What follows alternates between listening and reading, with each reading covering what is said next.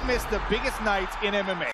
We are now set for the main event. Ronaldo with the shot. Let's go. One of the greats. Champions of the world. There's all to play for, which is so exciting. These teams have to come in here and give it their all.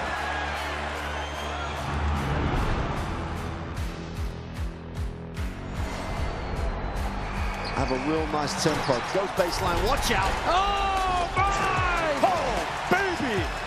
All the way down the runway for a big-time throwdown. That's a lot of fans out there. Look at that. The drama keeps continuing, Jenny. This is just brilliant.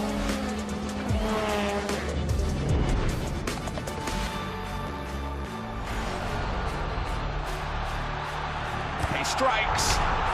Starts as you mean to go on.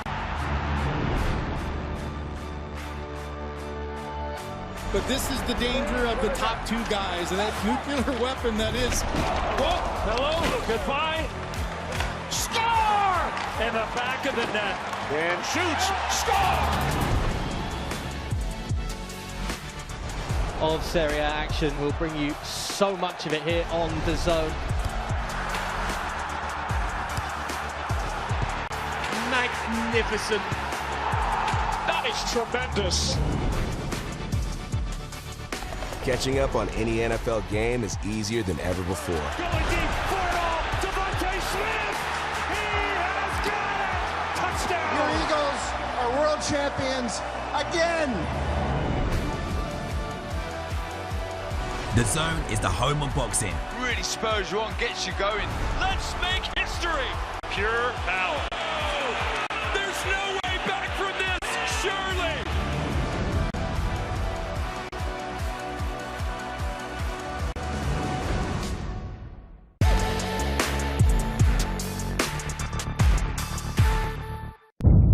The following program is recommended for those 16 and over, as it contains sporting violence, possible bad language, and flashing imagery.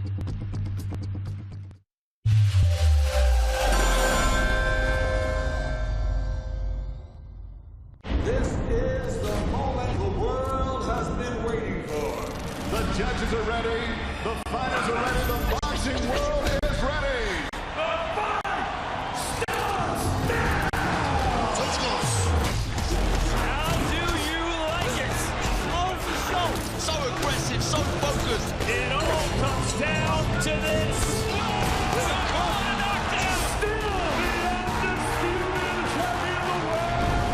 Fight night, only on DAZN. Welcome to Las Vegas, a place where the lights shine the brightest and the biggest of superstars come out to play. Ryan Garcia is one of those superstars, and tonight he takes to the ring knowing that in order to compete against his peers, he needs to win that world title. Barrios has already done that. For him, it's about legacy and adding a marquee name to his glowing resume. It's high stakes in Vegas, and Ryan Garcia has put all his chips in.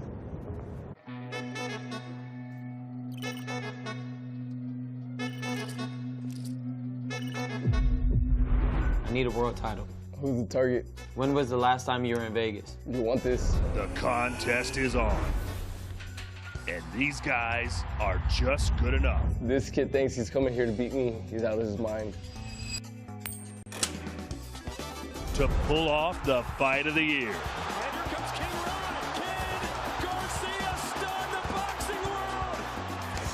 Mario Barrios, Ryan Garcia.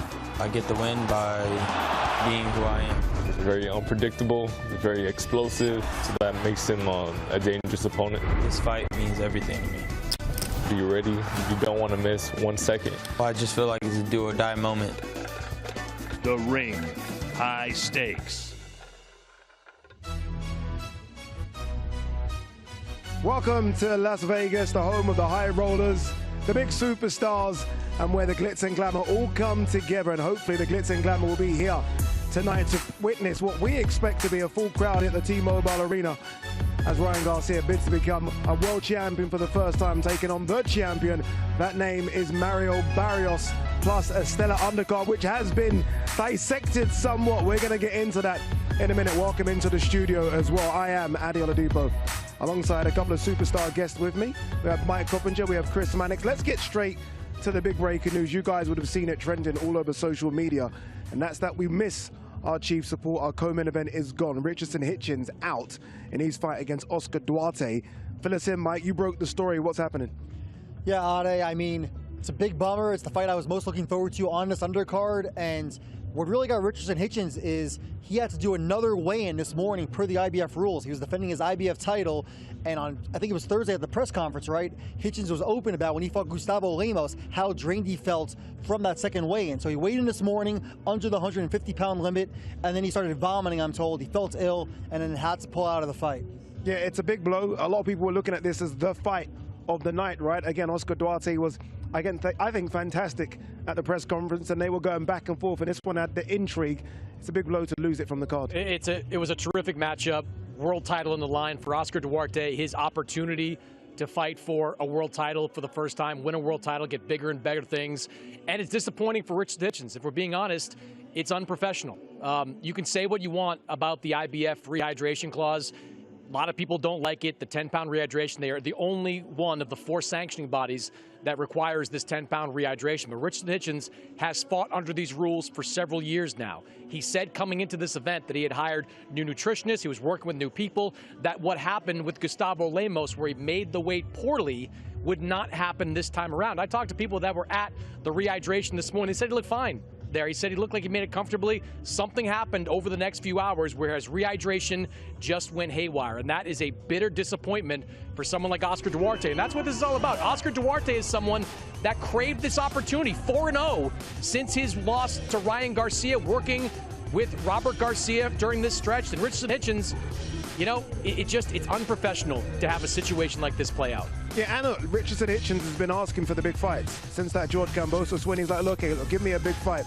This is a big fight. This is a big card, right? His name was written up on the Las Vegas Strip. Unprofessional, says Chris Mannix. Is that a fair statement? I think it's more than fair from Chris Mannix. Absolutely. I mean, you sign up and you sign a contract, you know you have the IBF title. Don't fight for the IBF title then if you don't want to deal with the same-day weigh-in. Do I like the same-day weigh-in? No, I don't. But I also don't like fighters costing another fighter an opportunity. Oscar Duarte earned this shot. It was a heated press conference, right? We enjoyed all the back and forth, the banter, and it was a great matchup of styles. The boxer and Hitchens against Duarte, the pressure fighter, and I hope the IBF does the right thing now and strips him of the title. Yeah, I'd add one more thing to this. I was talking to Robert Garcia earlier in the day after Mike broke the news, and one thing he was trying to do was trying to figure out if they could do a Frank Martin versus Oscar Duarte fight for an interim IBF title. Now, of course, that's not possible for a number of reasons. First and foremost, that Frank Martin weighed above 140 pounds for his fight with Nahir Albright. But I give Robert credit for creativity, trying to make something work, but it sure looks like Oscar Duarte is going to be going home without a fight. Yeah, and you can understand why Robert's trying to make sure your guy gets a fight. Again, it's been a 12-week fight camp. We saw the images of him on the scales there. It looked fantastic. He's been asking for this big fight and a big opportunity, and he misses out, and it's gut-wrenching from him. Let's have a quick discussion, if we can, about this rehydration clause with the IBF. Again, they're the only sanctioning body that imposes it. Is it outdated, and do we need to move on from it? Well, Sergio hates it. I know that. Mike said he doesn't like it. I take a perspective of, if you rehydrate more than 10 pounds in 24 hours, it's not really healthy to begin with, right? Like, you shouldn't be putting on 15, 20 pounds. Yeah. How many Zurdo Ramirez fights have we called over the years where the guy weighed in at 168 or 175, and then on fight night he was weighing 200 pounds? It's just not healthy. I think the IBF rehydration clause, while problematic for sure, I think it does serve a purpose where guys, they're not going to fight for an IBF belt unless they feel they can healthily, if that's a word, get into that 10-pound range. So I don't hate it. I understand why fighters really don't like it, but it's like Mike said, that's what the IBF calls for. And if you don't want to fight for an IBF, if you don't want to do that, don't fight for an IBF title. Mike, what happens, do you think, with Hitchens now? Is it a case of he gets stripped, or is it a case of he now jumps to 147? Keith Connolly, his manager, at the press conference was talking about a potential fight with Devin Haney at 147. Do we see him at 140 again, or is it a case of maybe he sticks around at 140 but challenges for another title? I would like to see him move up to 147, and I think one of the biggest problems with boxing is that we have 17 weight classes, sometimes 18, right, if you recognize Berger weight. And maybe it sounds counterintuitive, right, to the viewer, but if we had less weight classes, then the fighters would be forced, in my opinion, to fight at the proper weight. If you can't make 140, you go to 147, and then there is no 154, right? Either you're at 147 or you're at 160. And I think if you did that, that would put fighters at the proper weight. I think with Hitchens, he will go up to 147. I think he's done fighting at 140. But I think he kind of nuked his value, you know, by doing this and losing his world title. It's sort of similar to what happened with Keyshawn Davis in his fight last year against Nahir Albrecht. Keyshawn Davis was supposed to fight at 135, missed weight by 4 pounds, lost his title, and then had to kind of rebuild a little bit. Now, he did it quickly with a tremendous performance against Jermaine Ortiz, but the dreams of Richardson Hitchens fighting Devin Haney, I think, are dead for now. The dreams of Hitchens fighting for a world title at 147, I think, are dead for right now. He's going to have to go up to 147 and kind of rebuild over 1 and 2 fights to put himself in position to fight for a title. And maybe it'll be the IBF too, like he's a former IBF champion. They might put him high in the rankings at 147. He might be doing this all over again at 147 pounds. Yes or no, does Oscar Duarte fight next for the vacant IBF 140-pound title? You know, I would sure hope so, Ade. I mean, Oscar Duarte, like you said, or Manick said, 4-0, right? He's looked fantastic. And I was so impressed by the way Duarte fought against Kenny Sims in August, right? And Kenny Sims is a great guy to get ready for a Richardson Hitchens. I mean, nonstop pressure. He looked fantastic during the second half of the fight. I thought he was going to have a great showing tonight, and I just feel gutted for him. Yeah, nobody likes kicking around the sanctioning bodies more than I do, and I hope that the IBF does the right thing here. This is a guy that's a professional, made weight, is in the IBF rankings already, was ready to go, a good name, top fighter, coming off that big win over Kenneth Sims. He deserves the opportunity to fight for the IBF title against the next top challenger, whoever is in their rankings. All right, you said, Chris Mannix, that Sergio Mora doesn't like the IBF rehydration cap. Doesn't like much. I mean, he doesn't like a lot. I'm about to say, this is Sergio we're talking about. He is ringside with Todd Grisham. Gents, what do you make of what's happened? Yeah, let's get the fighter perspective on this, Sergio. You've taken a lot of pride in the fact that you never miss weight, you never had to pull out of a fight. But you've told me the story many times about you came really close. Back in 2008, you just beaten Vernon Forrest for your world title, the WBC. You went partying all week, eating whatever you wanted, drinking whatever you wanted. They called you, you said, hey, you're going to fight again in 3 months. You almost didn't take the fight. You decided to do it, and it almost went terrible for you. Tell us the story. It went terrible, but here's the thing. When you sign a contract, you agree to make a certain weight, especially when you're on the championship level. You're demanded to train for the fight, be prepared for the fight, and defend that championship. But it all starts with that fight. It all starts with making weight. The thing about Richardson Hitchens, he's very tall for the weight. He's very long, he's lanky, he fills it out nicely. But you're a professional. This is going to be a championship night for you. You have to suck it up. Fighters need to suck it up, especially when you're champions. Hitchens refused to do that. But you said the day of that fight, the rematch against Vernon Forrest, you were laying on the floor and you're talking to your coach. You were thinking about maybe pulling the plug. I was thinking about it. My trainer convinced me not to do it, but I was starting to feel ill. It's not that you're sick. You're just not prepared mentally, and you know that you drained your body. You're not going to be at your absolute best when you know your opponent. You see how he looks. You see how strong Duarte looks, and that plays head games on you, and the more head games you are, the more sicker you get. What do you think about that IBF? Hate it. Say, I like it. It's like, if you're going to fight at 140 pounds, you should at least be close to 140 pounds. What's the point of fighting for a 140-pound title when you're walking around at 165? It makes no sense. It makes no sense to you guys, the casuals, or everyone on the outside. Fighters, once we make the weight, that's what we don't want to focus on weight anymore. We want to rehydrate. We want to eat. We want to be comfortable. We want to get the rest and just think about the fight. But if you're having to worry about your weight, that's the fight before the fight. But isn't that the point? You don't have to worry about your weight if that's your weight. You know what I mean? If you weigh 145 pounds walking around, you cut 5 pounds, that's fine. But when you walk around at 165, you have to cut 25 pounds to make weight, then of course you're worried about your weight all the time. The majority of fighters are cutting at least 15 to 20 pounds. I mean, that's just what I've seen. That's my experience. You're not going to stay within a 5-pound limit. 10 pounds maybe the max. But when you're that tall, when you're that long, when you have the wide shoulders, you rehydrate a lot faster and a lot more than the shorter, compact, strong fighters. All right, so last question for you. What should the punishment be, if there is any, for Richardson Hitchens not fighting tonight? I think there should be a punishment financially because he let a lot of people down. The slot could have went with somebody else. Not strip him because he is ill. Not strip him over the title, but a fine and maybe make him understand that these slots are important and punish him a little bit when it comes to giving him the big slots in the next fight. All right, we'll send it back to you. I'm sure Chris Mannix does not agree with Sergio saying he should not be stripped of the title. What are you talking about? don't strip him of the title after he had this happen where illness. You don't even believe that. Did he make the weight, Chris?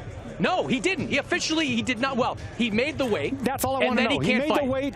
He made the weight. He could have defended the championship, but he fell ill after the weight. So that's it. He fell ill because of how he rehydrated to the weight. I don't think you get a do-over on this situation. I think if this happens, you deserve to get stripped. I don't think it matters. I think it's academic. I think he's going up to 147 either way, and he's not doing this. But I think that title should be vacant, and I think Oscar Duarte should be fighting for it. Well said. I think, look, regardless, and thank you, Todd, thank you, Sergio. We're going to go back to our comms team a bit later. I guess regardless of the situation, whether or not we agree he should be stripped or not, I think he will be moving up, so that belt will become vacant. A good point everyone seems to be making about the weight classes in terms of fighting closer to your weight. And we've had this conversation for years, and I think we've seen guys that are moving up in weight put on better performances. Benavidez looks fantastic all of a sudden. Now he's jumping to cruiserweight. Hamza Shiraz looked really good against Edgar Berlanga. Shakur Stevenson, who I didn't think could really perform at 140, looks fantastic at 140.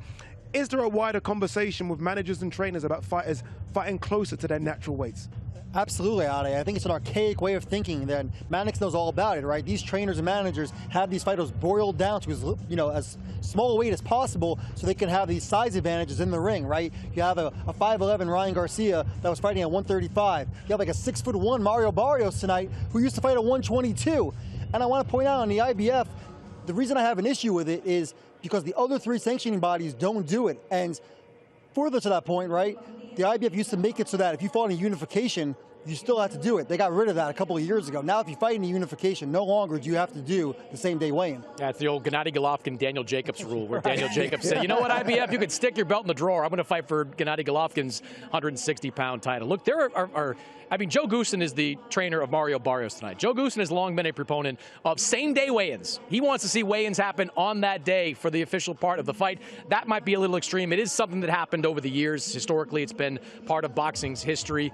But I do think if you are going to rehydrate more than 10 pounds, you should not be fighting in that weight class. What does that represent? I'm bad at math. 8%, 7% of the total weight of Richards and Hitchens. If you are going to put on that much weight in less than 24 hours, you should not be fighting in that weight class. Simple. There you go. All right, let's focus on fighters that are going to be fighting at this event today. There is a bit of a reshuffle as well, and I think it's a good one. Amari Jones versus Luis Arias, which is almost a prospect versus a former prospect, if you like, is now going to be moved to the pay-per-view portion of the card. Make sure you scan the QR code so you don't want to miss that. Just go to DAZN.com/boxing as well to buy the pay-per-view. It still is a really fantastic card, and there is still so much to look at ahead to. Let's look at the main event. Ryan Garcia bidding to become a champion for the first time. We were speaking, Mike, yesterday about all his contenders, all his contemporaries around him have all won world champions. Not just one, they've all won it in multi-divisions now. Ryan seems to be the only one sort of lagging behind a bit.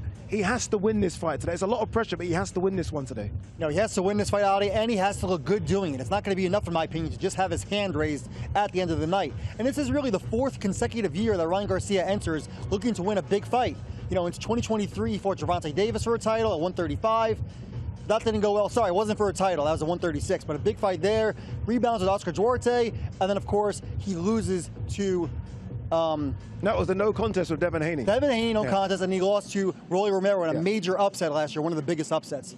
So he's had his opportunities, Chris. Yeah, I think he's just, I think the only way he does win is spectacularly. I don't think he wins a decision against Mario Barrios. I think Barrios is a solid enough boxer to outbox Ryan Garcia, but I need to see that same fire, that same passion that we saw against Devin Haney. When he fought Devin Haney, even before we knew about the positive test, we looked at Ryan Garcia and said, Ryan Garcia is back. This is a guy that can still be a superstar in this sport. Fast forward to a year, and he was sleepwalking through that fight against Rolly Romero in New York. I want to see him take all of his punches out of the locker room and leave them in the gym. Just keep throwing that left hook, be aggressive, bring back the Ryan Garcia that we thought we saw against Luke Campbell, that we did see against Devin Haney. Mike, you were ringside for this fight. This was just not the Ryan Garcia that we're used to seeing. No, it wasn't at all. I think you hit the nail on the head. Sleepwalking is the operative word. I mean, Ryan Garcia looked like he didn't want to be there. He told both me and you at his training camp last week in Calabasas that he had a really big hill to climb, right? 30 pounds overweight, coming off with the suspension, you know, all the toxins in his body from drinking and whatnot. So I'm expecting a better Ryan Garcia tonight. And if we don't see a better Ryan Garcia, this may be the last time we see him in a main event. I don't want to give him an inbuilt excuse, but Times Square event, the crowd was flat, let's be honest. It wasn't what it was used to. You mentioned the Devin Haney fight. We were both there for that at the Barclays, and that crowd was raucous. It was jumping, it was bouncing. He's going to get that kind of experience here tonight at Times Square. It almost felt like everyone was flat on that card. Obviously, Ryan, more flat than most. Yeah, that's fair, and like you said, right, Ryan Garcia is a guy that feeds off adrenaline, so I think that is a fair point to make. But we're talking about Richardson Hitchens missing weight. Ryan Garcia, he had the no contest with Devin Haney because of missing the drug test, right, the failed drug test. But also, he was 3.2 pounds overweight. So we had a massive weight advantage in that fight. Yeah, he does need to look a lot better, don't he? But we do want to see the fiery Ryan Garcia. He's been a bit subdued all week. I mean, you were trying your best to kind of poke the bear at the press conference. You didn't get much out of him.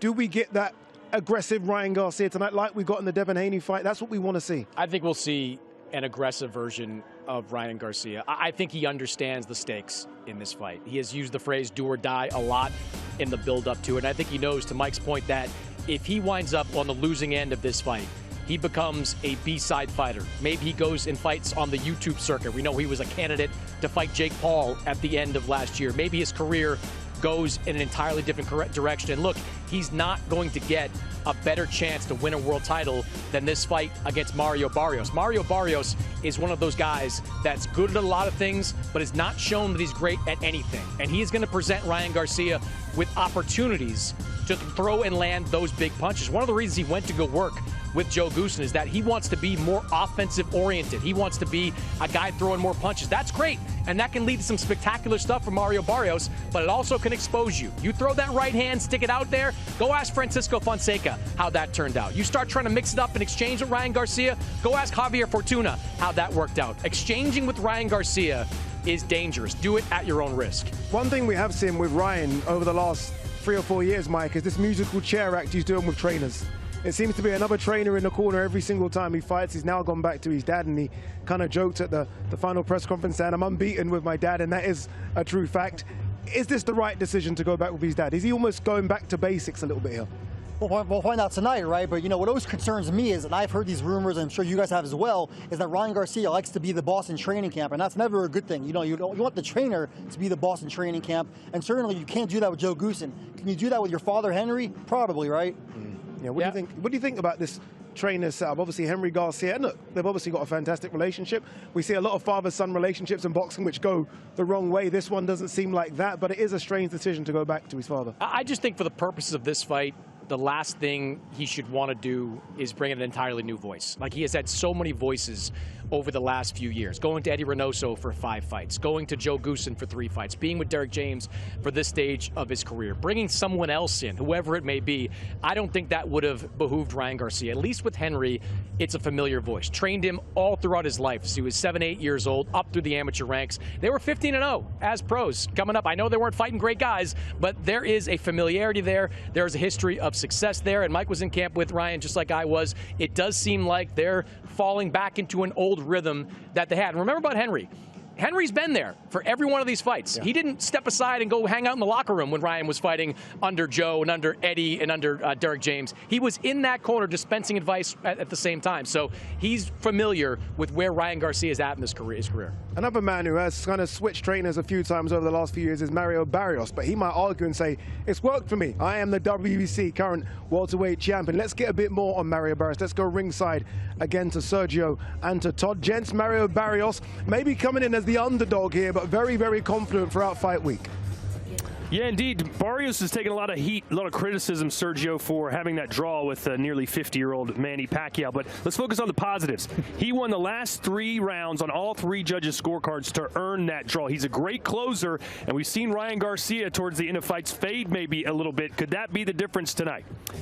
Maybe, but it's not that he's a great closer. It's just he doesn't really put a lot on the line every round. He just tries to squeak out quiet rounds and win. So if you get past the 6th, the 7th, the 8th round in the second half of the fight, and Ryan Garcia is in a tight fight, that's when Mario Barrios can actually impose his size, because he is going to be the much bigger fighter, taller, longer, possibly even stronger, but explosive hand speed is going to be on Ryan Garcia. So the quieter you are, the more you use that ring, if you're Mario Barrios, go behind that jab, keep that right hand hand right to the right side of your face, because that's going to be the only punch that you're going to be vulnerable to, the left hook. So avoid the left hook, land the right hands, keep that distance, keep that range, and avoid getting hit to the body. That's the one thing Ryan Garcia is excellent at. You can ask Luke Campbell. He got knocked out to the body. He's an excellent body puncher with the left hand. Mario Barrios is going to have to be really tight with that elbow tucked in. Yeah, Gervonta Davis dropped Barrios twice with body shots. Are we going to see any new wrinkles tonight from Barrios, or what you see is what you get? You just deal with it? No, you are who you are. I mean, he's already been to this level. I mean, he got to the championship level being who he is, so he's not going to change his stripes nowadays. I mean, he's on the championship level, defending that belt. You're going to get what you get. So if you're instructing Barrios at the beginning of this fight, how do you want him to come out and approach Ryan Garcia? Use the jab, and use the jab around the torso area. You don't want to really exchange punches with the faster fighter. You definitely don't want to exchange hooks with Ryan Garcia. So you keep it quiet. You try to avoid excitement if you're Mario Barrios. Keep doing what you've been doing your entire career. Just barely hang on, barely win rounds, and squeak these decisions.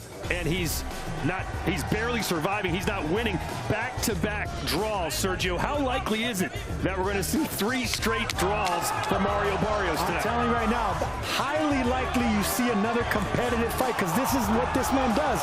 He gets early knockdowns, but he also cuts. He also bleeds. He also gets hit. Mario Barrios, he's a fun fighter because he does get hit with shots and he does put fighters down, but it always goes into the decision. It always goes to the 12th round, and that's where Ryan Garcia starts to struggle in the second half of the fight. Yeah, according to Eric Raskin, the last fighter to get 3 straight draws was way back in 1888. Can you imagine if he does it again here tonight? The research that Eric Raskin had to go through, but shout out to him. I've seen plenty of back-to-back rematches, but 3 in a row, that's gonna be something I never heard of, but it's possible. Yeah, it was Albert Griffiths from Australia back in 1888. All right, let's show you what else we have in store for you on the fight card here tonight from Las Vegas, Nevada. Obviously, the co-main event is canceled. As we send it back, I guess I'm not reading the fight card. Adi, they're giving that to you. I really wanted to do it. Come on, Todd. Todd, You're a professional, Todd. What's going on? And I love the stats as well. Todd's acting like he did that research for the stats when we know he didn't. All right, let's remind you of what we got coming up for you. Obviously, we have had, unfortunately, we've lost one, but we still got this Jones versus Arias. Really good fight in the middleweight division. I love this one as well. Melakuzia versus Agbeko. Just because the 168-pound division is open for business right now, Melakuzia really wants to do that business. And then we go this one. A lot of people saying this could be the fight of the night. Martin versus Albright. They have spoken a lot of trash to each other throughout fight week. It really got heated at the weigh-in. Both guys want a title shot, 140-pound division. They might get it if they win. Russell versus Hirioka. We know the story about Hirioka getting in only 72 hours ago from Japan. He says he's ready. He looked ready on the scales yesterday. WBA junior welterweight title up for grabs in that one. And then the main event. We've been speaking about it for a while. Mario Barrios versus Ryan Garcia. WBC welterweight title on the line and up for grabs in that one. All right, we have some prelim fights for you as well. It is a busy fight week here in DAZN. It's a busy fight card. Janelle Rodriguez has a bit more information about the prelim fights and some stuff to tell us about what's been happening during fight week. 2, 1. Thanks, Addy. That's right. I'll be capturing all the behind-the-scenes moments. Right now, we are walking into Ryan Garcia's locker room. Big night for King Ryan. And you can stay tuned across all of social media by following us at DAZN Boxing. But that's not all. You can also be a part of this fight night by downloading the DAZN app and heading over to the fan zone. There, you can vote for the best fight of the night, best knockout of the night, and even give our panel some of the hard-hitting questions for them to fight over and to discuss. And that's not all. As you guys heard, we do have some free-to-air fights to look forward to before the pay-per-view action. Starting off with our heavyweight Joshua Edwards and Brandon Colantonio, and then we have Riyadh's very own Mohamed Alakel and David Calabro. All that and more, so don't go anywhere. Thank you very much, Janelle Rodriguez, who's part of the DAZN team now, been doing a fantastic job all fight week. I mentioned a bit earlier that there have been a bit of a reshuffle because of what happened with Richardson Hitchens. So we do now have Amari Jones versus Luis Arias as part of the pay-per-view portion of the card, which is, I think, a really good fight as well. This is interesting. And wait till you see this. This is Luis Arias finding out that he's now part of the main card. This is what we like about the sport of boxing sometimes. Oh, no. Hitchens is out. It says he got sick. Please. I need to move us up. Put on a good flight for you. You know what I like there? He's like, okay, Hitchens is out, but oh, that means I am on the pay-per-view card, which means a couple of extra dollars in the back pocket as well. We spoke about this fight. It's a really intriguing fight because there was a time when Luis Arias was that prospect. He ran into a certain Danny Jacobs, and since then it's kind of been win one, lose one, win one, lose one. But I still think he could be dangerous to Amari Jones. Yeah, absolutely. Opportunity knocks right now, right? And Amari Jones is a very quality prospect, like you said, former Devin Haney stablemate. But this is a big step-up fight for him. He hasn't fought this level of competition yet, so I think both these guys now have the spotlight on them, and we're going to see who delivers. Yeah, and we have seen Luis Arias cause the upset before. It was a long time ago, 2021 against Jared Hurt, who was a big 154-pounder back then. He can do it. You just wonder what's left in Arias. Yeah, when I saw Luis Arias a couple of fights ago, he had a pretty wide decision loss to Eric Priest, and that made me wonder kind of what does he have left in the tank at this point. But I think for Amari Jones, this is a great litmus test. It's a great barometer for where you are. Luis Arias has been in with a lot of top names in the junior middleweight and middleweight division. He has only been stopped, I think, one time in his professional career. If Amari Jones can come out, put on a spectacular performance, stop Luis Arias, that's going to be a nice feather in his cap. It certainly will, but that's to come. Remember, that's part of the pay-per-view portion of this fight card. Just go to DAZN.com/boxing. You don't want to miss that. You can scan the QR code on the screen as well. All right, we have some time to fill, which is always good because we can talk a lot, but I know you don't want to hear us talk that much. You'd rather see from Mr. Ryan Garcia. Here's a little clip of On the Ground featuring King Rye. Feels like a do-or-die moment. I've already done this too many times to even be too worried about it. Don't worry about nothing else and start boxing.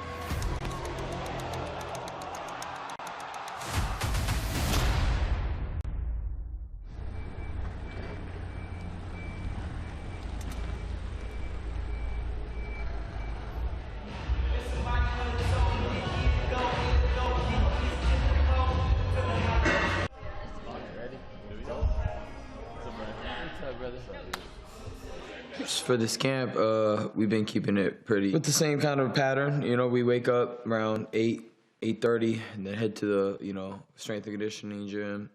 We lift weights, we do conditioning drills, sprints, all that stuff. Then we take a minor 10-minute break, and then we head to boxing. Today we're here strengthening, conditioning, fine-tuning for the last stretch. Make sure that the body feels right and that we are strong. Keep that pace, keep that pace. 30 seconds. Last 30 seconds. Attaboy. Perfect. He's totally in shape, and he can only get better, but he's already at his peak. I'm really happy and proud of him. Attaboy, champ, let's go. There you go. Y'all see that one pimple right there in the middle of the nose? That means I'm reindeer. I'm Rudolph the reindeer. What was he? He was different. Santa wanted him. Nobody wanted him, but Santa did. Let's go. I'm different. How I get to this point in training camps, when I really dial in, really pay attention, really just go all into this, just like let my mind go. It's like you get into this mode where it's almost like just pictures playing in your head. Like when you're training, you're not even there really. You're just in a whole different dimension. Ryan's intensity right now in camp is through the roof. It's absolutely superhuman type of stuff. I try to do some of the stuff, and I try to give some of my other clients that I work with some of his workouts. Can't even last a percentage of it, man. He's doing crazy numbers right now.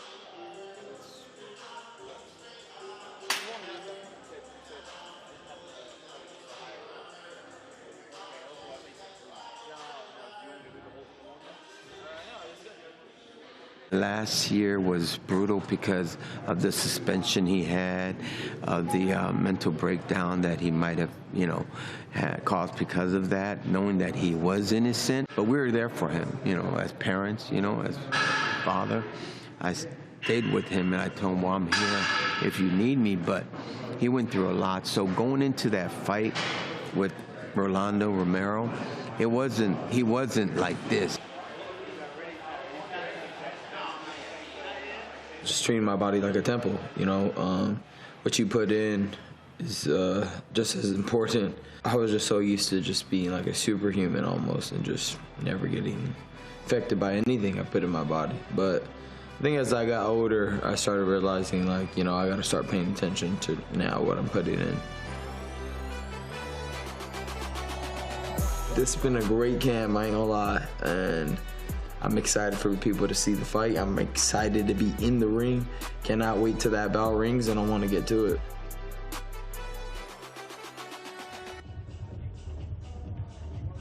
Look at that, always beautiful, isn't it? The T-Mobile Arena, I think the best indoor arena that we've got for boxing. And there are so many good ones. Madison Square Garden, we've seen some fantastic arenas in London, which I maybe should be a bit biased towards, Saudi Arabia, but nothing, I don't think, beats the T-Mobile Arena. I want to quickly, we touched on it earlier, I do want to talk about Henry Garcia, because I look at Ryan, you went to go and visit him in camp, he does look happier. And I don't know if that's a good thing or not, because again, we saw unhappy Ryan put on the performance of a lifetime against Devin Haney, but he looks a lot happier with his dad around him full time in camp.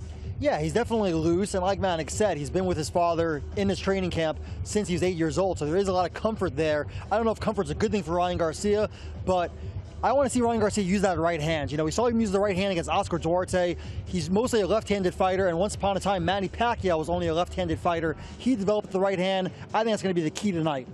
Is it a full-time sort of commitment to his father now, do you think? I mean, I guess a lot lingers on whether or not he becomes world champion tonight, but if he does, is this it now, him and his dad forever? Or is there going to be a switch eventually again down the line? I do think a lot of it depends on how he looks tonight. If he looks spectacular, knocks Mario Barrios out in the 4th round.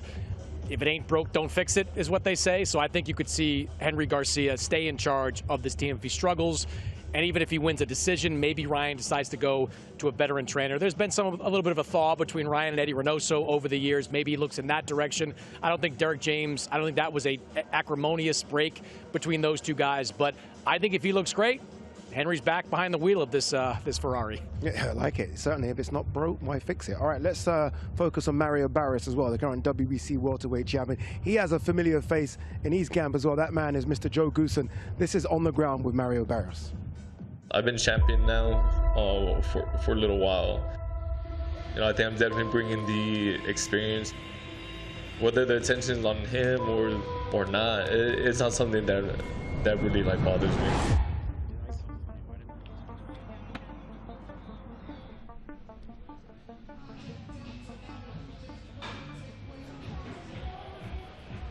Mindset is just not much different. You know, still focus on you know, the end goal, which is, you know, victory, you know, on the 21st. But regardless, you know I have a dangerous Garcia, you know, in front of me, and a very unpredictable Garcia. So that's what, you know, I'm getting, you know, ready for.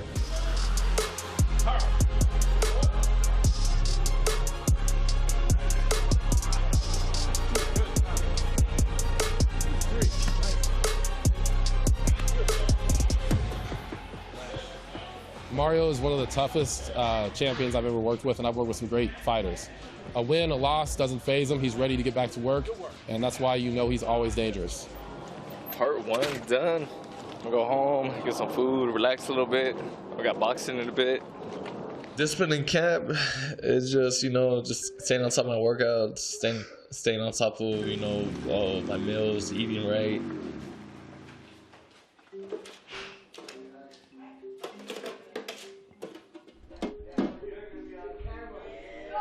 I was making some late breakfast, some eggs, some venison.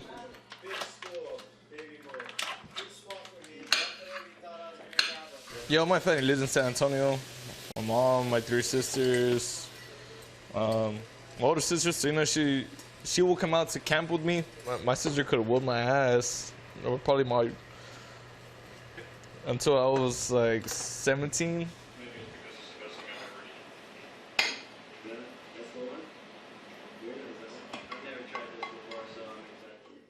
He's in that rarefied category of cooperative champions. But you know what I found out over the years?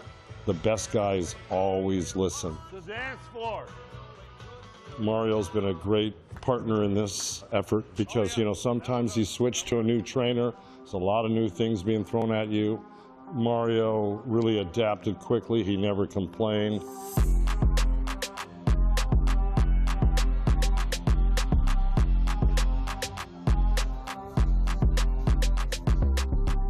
Great work. And guess what? We get to do it again tomorrow.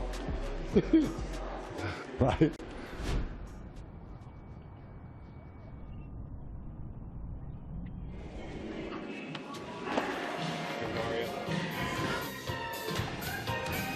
It's gonna be a big win for you. Huge. Life-changing.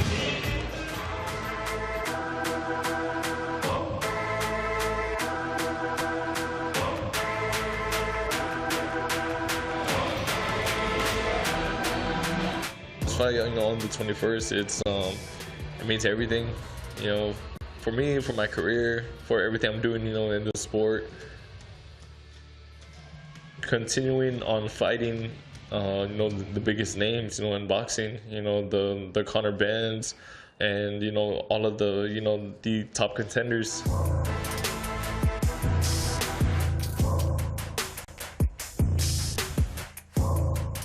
I think on the 21st, you can just expect a very, action-packed fight. I think this has, potential to be, fight of the year.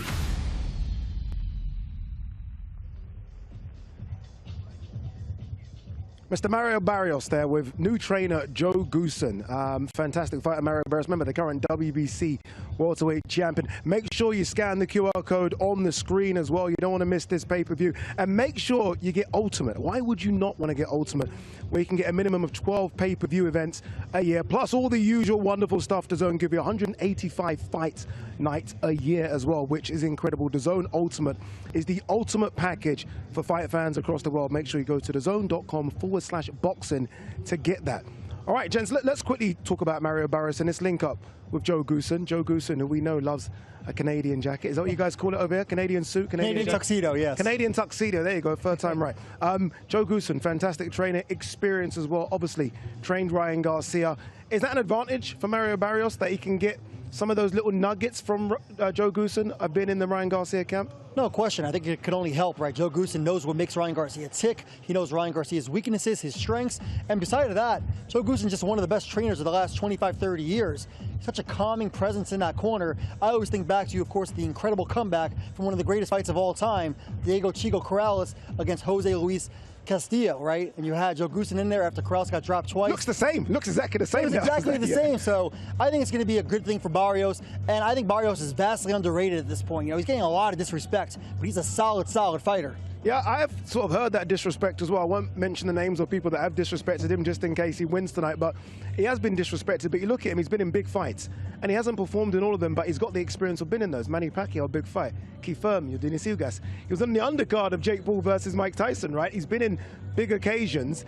This won't faze him as it does many other fighters. No, he's been on the big stage from 135 pounds all the way up to 147, and I think this link up with Joe Goosen is going to yield some positive results. A couple things I've been able to glean from Team Barrios over the last couple of days. One is that they are going to be really offensive oriented in this fight. They're going to come forward. They're going to let their hands go. They don't believe that Ryan Garcia fights well backing up. They don't believe that he fights well on the inside. They don't believe that he's got, frankly, the heart and the toughness to withstand one of those wars in the center of the ring. That's what they're going to do. And one thing somebody told me yesterday was that they have been just drilling home one thing to Mario Barrios. Drill after drill after drill. Like this. Right hand up. Keep that right hand right attached to your jaw. I wouldn't be surprised if they duct taped. You see what they duct taped? Mario Barrios' head, a right hand to his head. They are going to be on the lookout for that left hook, the same way Rolly Romero was. Rolly Romero gets a lot of criticism, but I thought Rolly had a great game plan going to that fight. He had that right hand up the entire fight. He was not going to let Ryan Garcia clip him with that left hook. That is going to be the strategy of Mario Barrios, and we'll see if Ryan Garcia has a little bit more in his bag to counter that. Okay, that is our main event, Mario Barrios versus Ryan Garcia. Again, scan the QR code you can see on the screens, or just go to DAZN.com/boxing to make sure you purchase the pay-per-view to see that event. You know, the one question I continually get every time I land feet in America is, when are we going to find another heavyweight? When are we, like in a country that has 400 million people, can we not find another heavyweight? Our first attraction is a heavyweight fight, Joshua Edwards up for grabs. Everyone likes Joshua Edwards. Obviously, look, we know the amateur pedigree. Is he the guy? I mean, are we going to fast forward in a couple of years and this guy is 20-0, 15-0, and he's on the cusp of something big? Look, obviously he's very talented. He looks the part. He's athletic, great amateur background. For me, Ade, it always comes down to two things with heavyweights, right? How can they take a punch, and how do they face adversity? And we're not going to find that out tonight, but this is really a showcase fight for Joshua Edwards as he looks to make his case for the next great heavyweight. Yeah, he takes on this man, Brandon Colantonio. I love this guy. I'm putting all my money in this guy. I'm with this guy. This guy's awesome. Brandon Colantonio. This guy's awesome. Look, I agree with Mike on Joshua Edwards. I actually think Joshua Edwards is America's best hope for another heavyweight champion, which is not as profound a statement as it sounds, because there really isn't anybody else. It did sound profound when you said it. But it's not. Like, he's 5-0, 5 knockouts. We've called all his fights here on DAZN. He is a nice blend of everything. He has got good size. He has got excellent footwork. He's a 2024 U.S. Olympian. But one thing the Golden Boy folks tell me is that they're giving him a long runway. It is going to be a long time before Joshua Edwards is in with someone that you consider a real threat. 5 fights last year in 2025. I would expect 5 more fights here in 2026. And then 2027, we'll see what we got in Josh Edwards. Indeed, let's see what we can do. All right, it's time for our first fight of the night, so let's go downstairs. Heavyweight action, let's go to Todd Grisham. Well done, boys. Nice fill, as we call it in the business, but it's showtime as we get set for our first fight of the night. We jump right into the heavyweight division. There he is, Joshua Edwards, the Rocket from Houston, Texas, 6'3", 236, taking on Brandon Colantonio, 6'4", 236. Very similar in size. Let's see what happens. Let's go into the ring now. And Mr. Thomas Triber. Live worldwide on DAZN. Let's first welcome to the ring from Canada, Brandon, the real life Rocky Colantonio.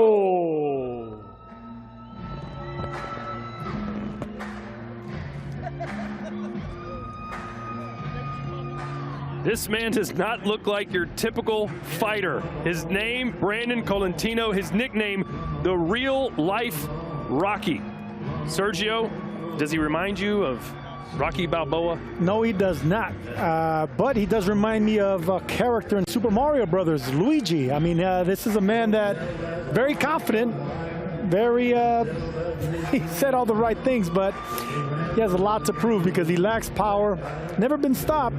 We'll see how he's going to be able to handle the big right hand from the Rocket in Joshua Edwards. Coming off a decision win over Esra Lucifa, that was 4 weeks ago, and right back into the fray. By far the biggest test of his career is on the way.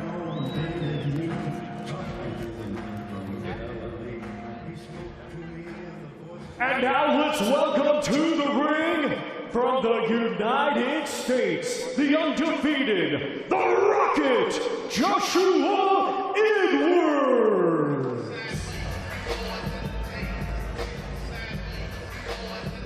Pan American gold medalist back in 2023, 2024 Olympian, multi-time U.S. national champion. Sergio, how bright is the Rocket's future? Very bright because he has footwork, and nowadays, since Usyk came and slayed all the giants at 6'5", 6'6" plus, it was footwork that did it. So I think that's what Joshua Edwards brings. He's strong, great 1-2. You could tell why he was a successful amateur, because he's accurate with the punches, but he does it all behind quick feet. And he does it all behind knockout power. 5 wins, all 5 coming by KO.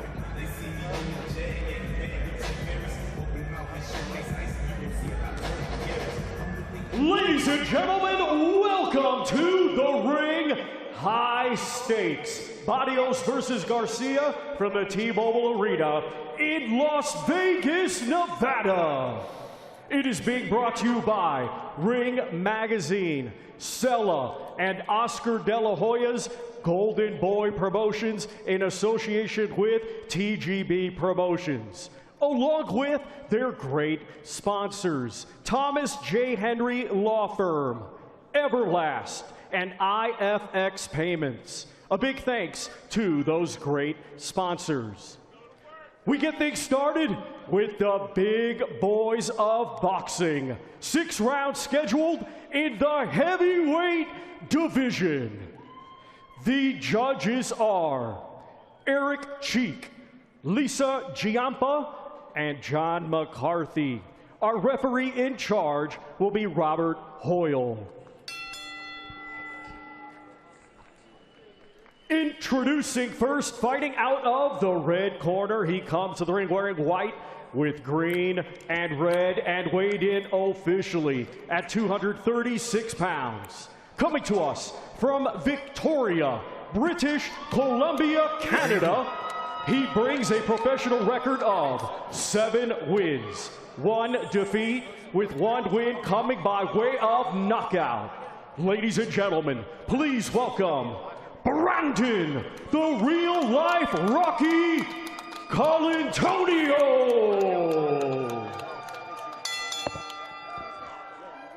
And his opponent across the ring, fighting out of the blue corner. He comes to the ring wearing white with red and blue and weighed in officially at 236.5 pounds.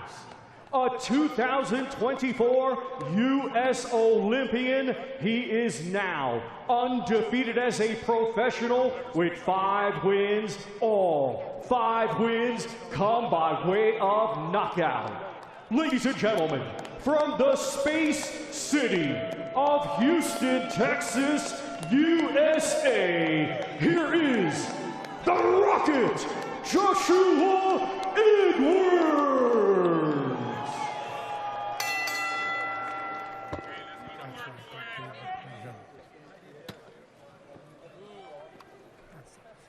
Okay, I went over my instructions in the dressing room. All punches land here on the waistband are good. All punches land here on the waistband are good. Obey my commands, give me a good clean fight. Touch them up, scoot back. Well, Sergio, we've been taught since we were little children, you do not judge a book by its cover, right? But you look at the difference between Joshua Edwards and this man, Brandon Colantonio, and what do you see? I'm going to judge him by his cover. Colantonio he's a slugger. You know, he relies on exchanges, big right hand, but not as good of a right hand as Joshua Edwards. I'm gonna say this fight won't last too long once Colantonio does get clipped by the better puncher. But never underestimate the power of a mullet. And that's what this Canadian has here today. 6'4", about the same size. Good check left hand there by Colantonio that barely came up missing, but that's what he's going to have to do, punch with the Rocket. You don't want to wait and try to counter because you don't have speed on your side, so you're going to try to punch in between the shots and make this as ugly as possible if you're Colantonio. Edwards already landed a right hand, and it's interesting. Edwards never makes eye contact with his opponent. There's a big right hand, but Colantonio with the chin. And that's what I'm talking about. Very tough fighter, and Colantonio has never been stopped, but he also hasn't been hit by a real puncher like Edwards. But look at Edwards' eyes. They focus on, it looks like the torso area of his opponents. Because that's what he should be poking at. He should be jabbing down to the chest and the belly to set up the big right hand. This is the heavyweight division, though. One punch could change everything if Colantonio could, you know, keep Edwards honest a little bit. No one's taking him past the 3rd round. Colantonio doesn't have the power to do that. In 7 wins, 1 knockout, and he doesn't have the explosive speed either. Well, Sergio, earlier we were debating whether this fight would make it to round 2. What do you think? You know what? I still think once Edwards lands a really clean shot, he rolled with that first right hand. So right now, Colantonio is actually doing better than I expected by moving around the ring and not getting hit cleanly. But to answer your question, I'll be very surprised if he passes the 2nd round. Colantonio's switched southpaw there for a minute. Maybe he's got some skills you don't know about, Sergio. Oh, he'll be surprising me if he does. But look, other than durability, experience, and confidence, you know, I haven't seen much.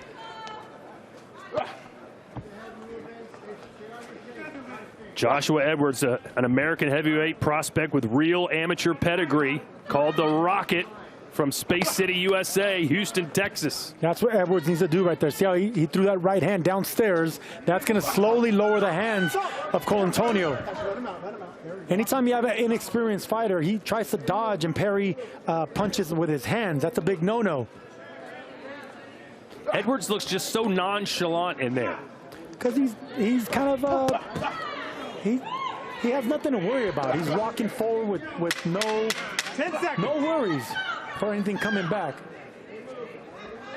Well, Colantonio, it appears, will make it to round 2.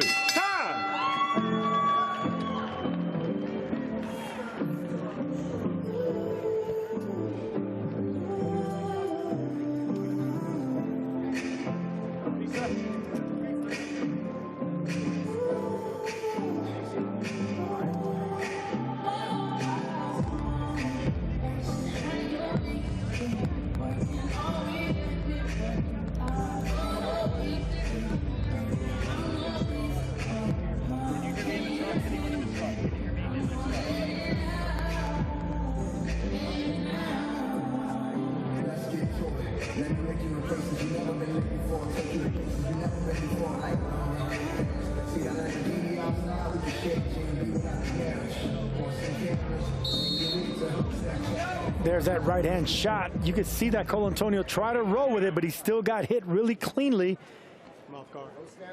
Can't be taking too many right hands from a right hand puncher like that. Joshua Edwards looking to make it 6-0 with 6 knockouts.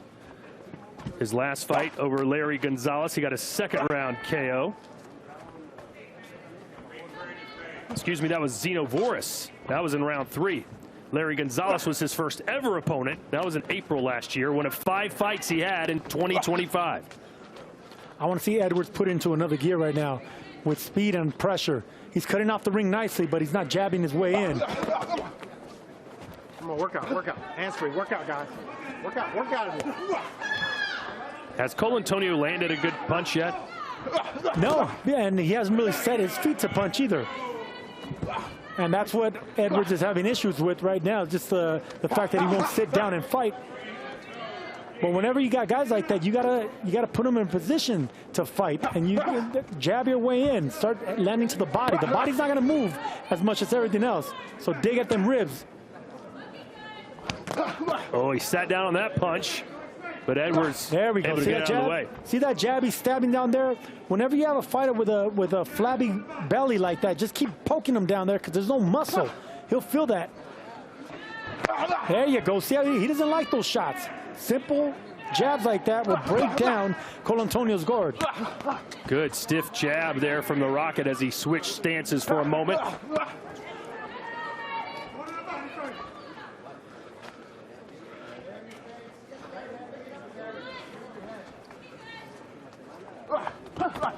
Oh, he sat down on that. Colantonio just got his chin out of the way in the nick of time. Yeah, Edwards is telegraphing that right hand. He's putting way too much power behind it. He should be focusing on speed right now. Jabs, breaking him down to the body, and then that right hand will develop by itself. You mentioned the footwork that Usyk has used to derail a lot of bigger fighters. Not that Edwards is Usyk, but he can also switch from both stances. He moves his feet so well. He's got plenty of pop. He needs seasoning, doesn't he? Don't you ever bring up Usyk's name. You brought up Usyk's name. Yeah, but I'm talking about him beating. You just talked about Usyk's footwork causing bigger guys problems and how good Edwards' footwork is. I was building on a point you were trying to make, and now you're throwing me under the bus? No, because Usyk has brilliant footwork. I mean, what we're seeing from Colantonio right now is not brilliant footwork. No, I'm talking about Edwards. Oh, Edwards needs to develop his lower body. You think I was comparing Colantonio to Usyk? I was about to slap you. I mean, they both have body hair. That's about it. See, right now, look, Edwards there's no jab. Right, so whenever you have a guy that's moving around like that, you need to force him to slow down by aiming at the chest with the jab, aiming at the torso, the belly, and backing him up.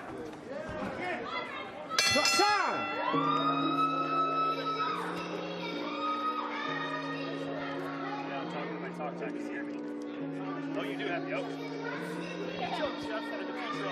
Gloves touch. Can he go B-side, A-side the rest of the night? Is it okay? Red corner, red corner, blue corner. Yeah, thank you.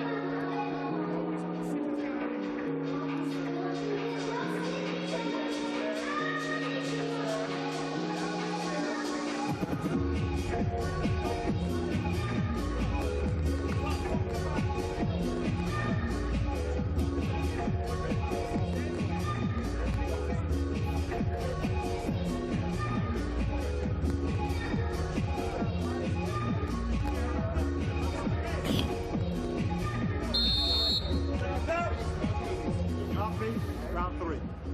Smart boxes. Round 3.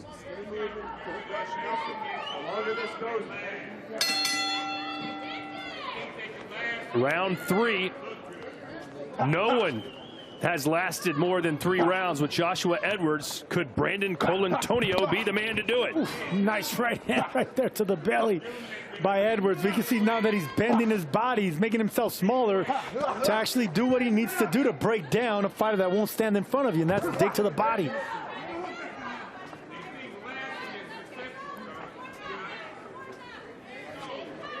Well, Colantonio's moved around pretty well the ring. I mean, that's what you do against a fighter like Edwards, right? Yeah, he's moving laterally, moving around the ring, staying in the perimeter. But, you know, I really think that Edwards is not closing that distance, and he's allowing Colantonio to use the entire ring because there's no jab behind that.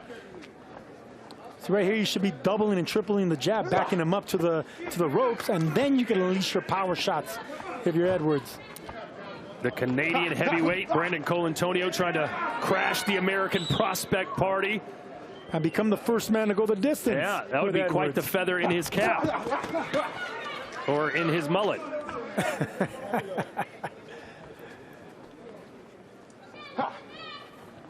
But this is part of the growing process for Edwards. He's got to be able to figure these guys out, right? Yeah, you would think that he would know this, being an Olympian and having Ronnie Shields in your corner. You know, using your jab to cut the distance, to break that range, to land that right hand, and to hide that right hand behind long jabs. But if you're just following your opponent and loading up on one shot, you know, Colantonio's cagey enough to roll that shot off, take the power away from it. Edwards takes pride on the fact that no one survived going into the ring with him. Wants to keep that knockout streak going. He has that calm, composed demeanor.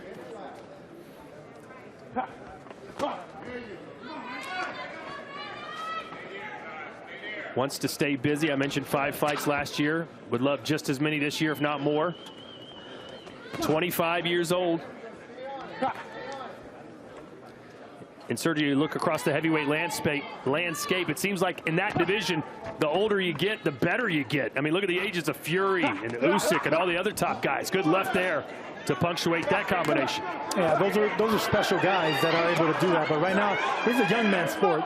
The heavyweights, if you got power, the heavyweights can actually, you know, fight until the 30s. But Edwards, you know, this is the time at 25 years old to be knocking out everybody that they put in front of him, because you got the power, oh, good left hand. You got the experience. That split the guard of Colantonio. So for the first time as a pro, Joshua Edwards will go into the 4th round.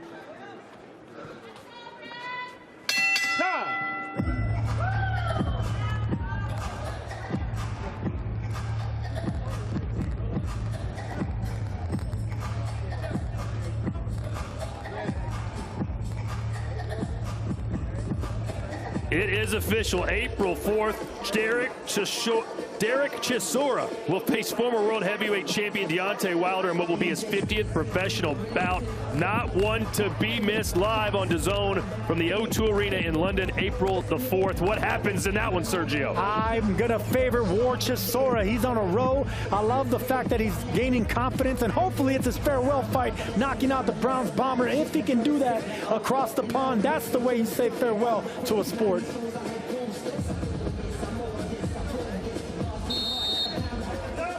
Nice right hand. You can see Colantonio doesn't like those shots down to the belly. Keep doing that if you're Edwards, but keep popping that jab in his face. Keep that stick in the face of Colantonio. All right, so how serious should Joshua Edwards get now into pushing this guy and getting the stoppage? I think he's playing with his food. You know, I really think Edwards, you know, was enjoying himself. He's up waiting a little bit too long to set up that right hand, and I think he might be a little frustrated with the movement of Colantonio as well. Because Colantonio is not exchanging. He's not trying to win rounds. He's just trying to not to get knocked out.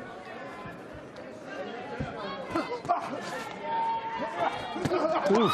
Good right hand on the inside by Edwards as Colantonio actually landed a punch. Yeah, he did. At least he threw an overhand right that landed. Yeah.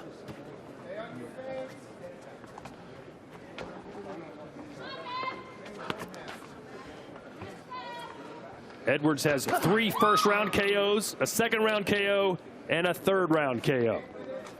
Is he about to get his fourth round KO? Weird left hand. Come on, hands free, work out. Stop. I don't know if a knockout's in the cards here, Sergio. Not if you're not going to set it up. Right now, he tried something different. Instead of landing a 1-2, he came in with a 2-1.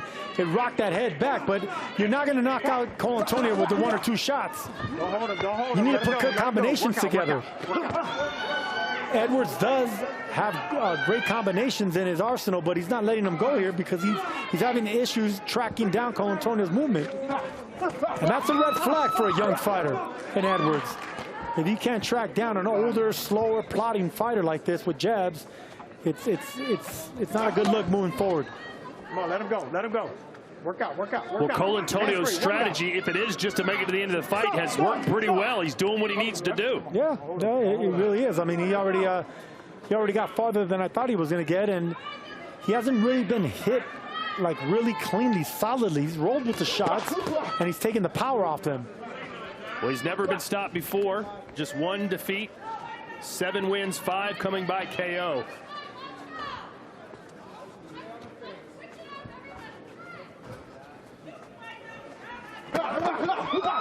Good body work coming upstairs at the end there was Edwards. He's going to dare Colantonio to come in the middle of the ring with him and trade shots.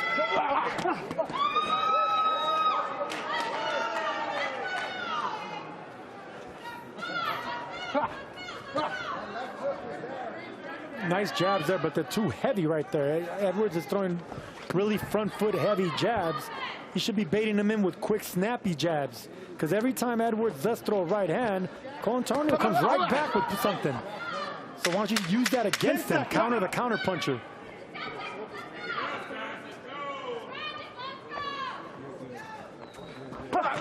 Good uppercut from Edwards to end the round.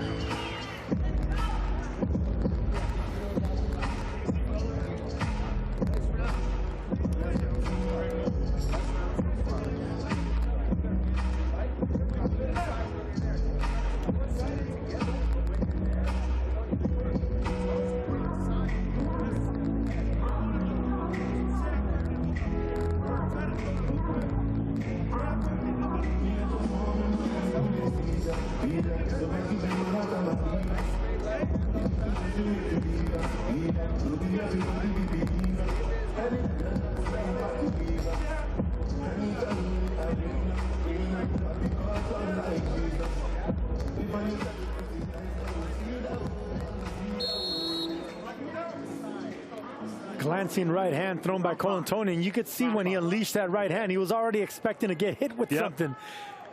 That's a man that sometimes you gotta roll the dice in Las Vegas every once in a while, don't you? But you got to roll the dice with confidence, not with a grimace on your face before you land. All right, round 5 now between Joshua Edwards, the hot prospect for Golden Boy, and Brandon Colantonio from Victoria, British Columbia, Canada. Colantonio in his athletic prime right now at the age of 29. The age says that, yes. I feel like Colantonio is the kind of guy you go buy a pizza from at the end of the night. I just said that. He reminds me of Luigi from Super Mario Brothers. There's something about him. He looks like a hairier version of Chris Mannix by the pool. Same skin color. Elmer's Glue White. Good jab there from Joshua Edwards. Still want to see a little bit more from him. I mean, he's levels better than this guy. Colantonio just landed a big overhand right on Edwards right now. And he's been throwing and slinging that shot. That's the one punch in Colantonio's arsenal that he's been throwing. Edwards finally gets cracked by it. Maybe Edwards needed to eat a shot, get a little upset. He's so calm and cool in the ring. It looks like he's almost not really even trying. I want to say I'm more impressed with Colantonio than I am with Edwards. Based on what you expected to see. What I am expecting, absolutely. you shouldn't be struggling with a fighter like Colantonio. You should know how to break down fighters like this, making them slow down their movement, especially when you're an Olympian, especially when you got power. Yeah, just waiting for Edwards to. But Edwards is loose. He's waiting too much.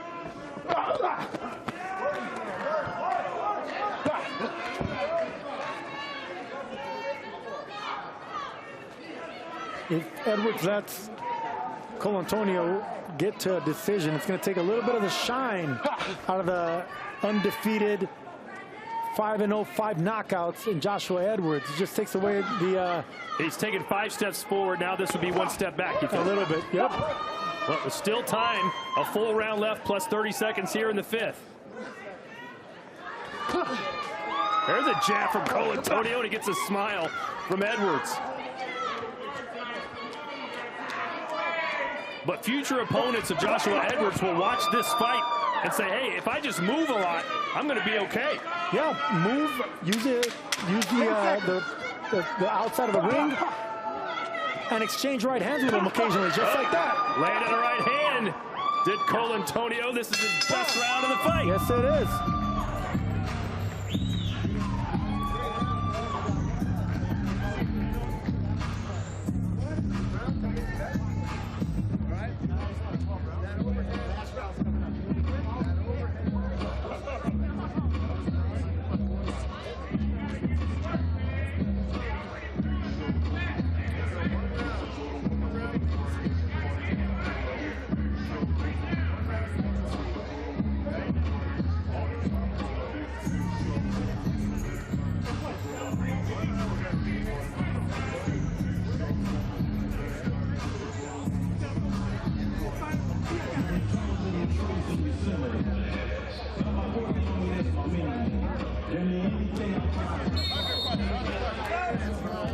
This is the 6th and final round. Well, if Colantonio is indeed the real-life Rocky, he should be dropping Apollo Creed here in the final round, right?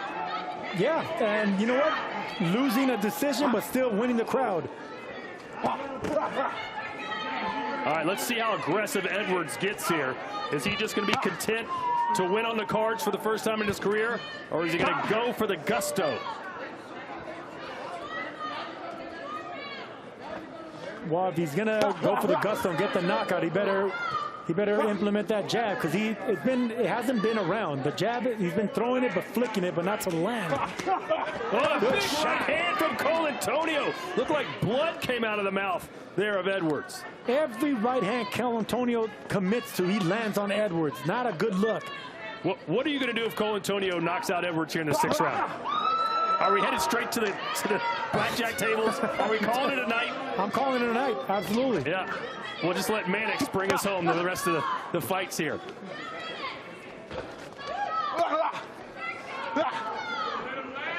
Well, we said you don't judge a book by its cover. I don't think anybody thought Colantonio would go the distance with Joshua Edwards. And you know, Edwards looks like he's slowing down. He looks uninterested. Yeah. He's not motivated.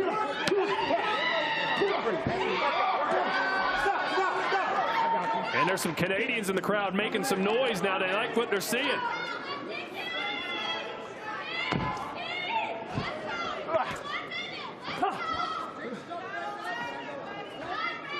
Obviously, Edwards has never lost a fight, Sergio. He's never lost a round.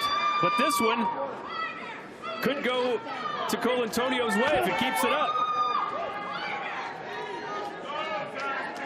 This is frustrating, very frustrating if you're Joshua Edwards.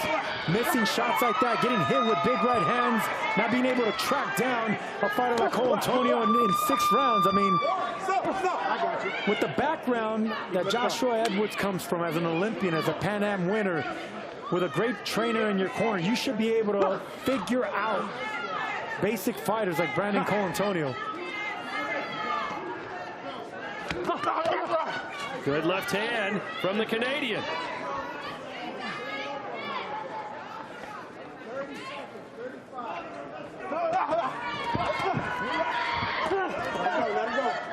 Stop! I got you.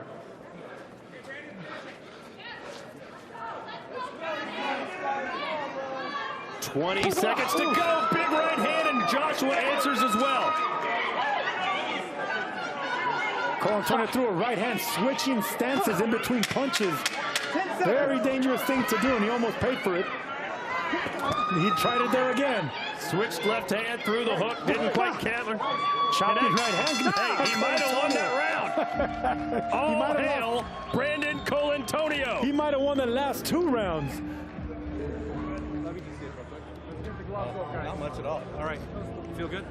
Feel great. Ready to go. You know, Canada won gold in curling today at the Olympics, but right behind that has to be Brandon Colantonio going the distance with Joshua Edwards. I'm going to shake that man's hands afterwards. Get an autograph. I'm going to get one of those shirts. I'm going to wear it proudly rolling dice tonight. Team Colantonio, baby. I love it. I wish Chris Mannix could do the interview with him. Oh, I'm being told Chris is going into the. You got to get Colantonio too, please, Chris. We got to hear from him. Well, we got 3 world titles coming up tonight. 2 world titles rather, begin in the 140-pound division as Gary Antoine Russell makes the first defense of his WBA junior welterweight title against Andy Hiroka. To see that and the rest of the ring high stakes, head to DAZN.com and buy now.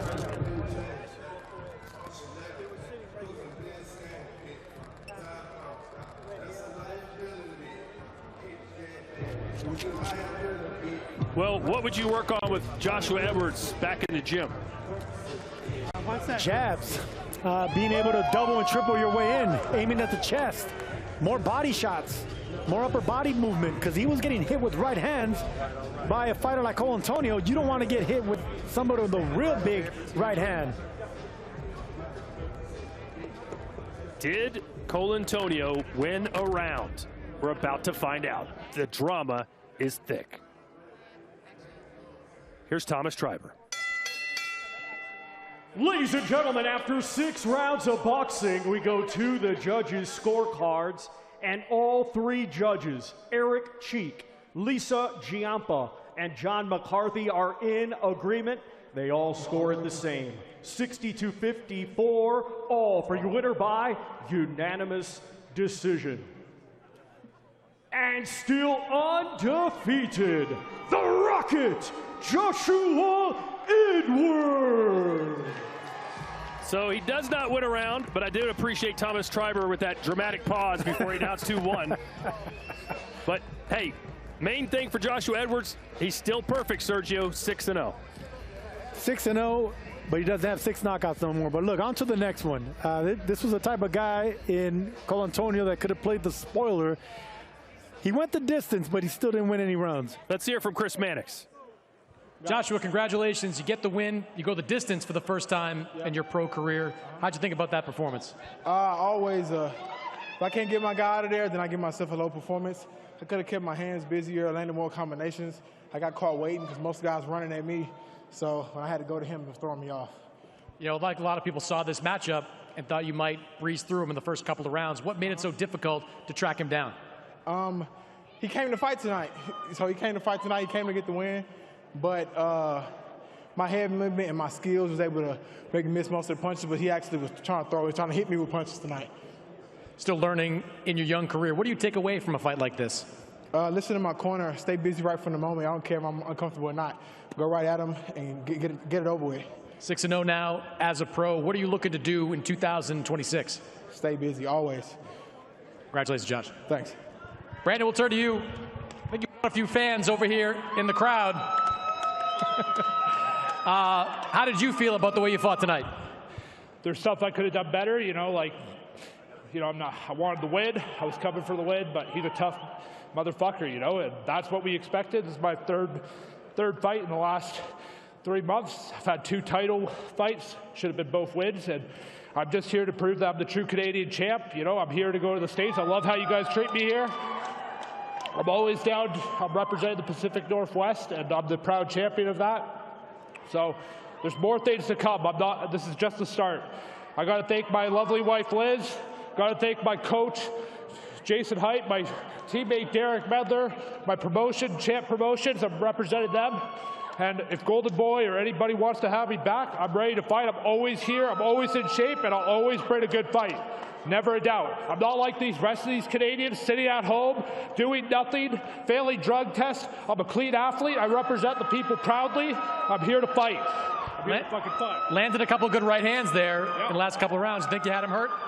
Yeah, I think if it was a 12, I got much respect for Joshua and his team, but if it was a 12-round fight, it's a different story. The longer the fight goes, I just get started. I'm a long-term, I'm a 12-round fighter. I'm born to do this. Appreciate it, Brandon. Thank you. Yeah, Chris Mannix, it had to be like looking into a mirror for Chris Mannix. I'm telling you, they look alike.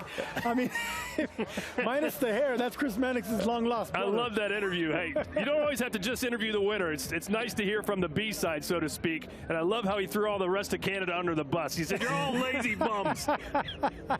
I want to see this man again. All right, let's show you the highlights from Joshua Edwards.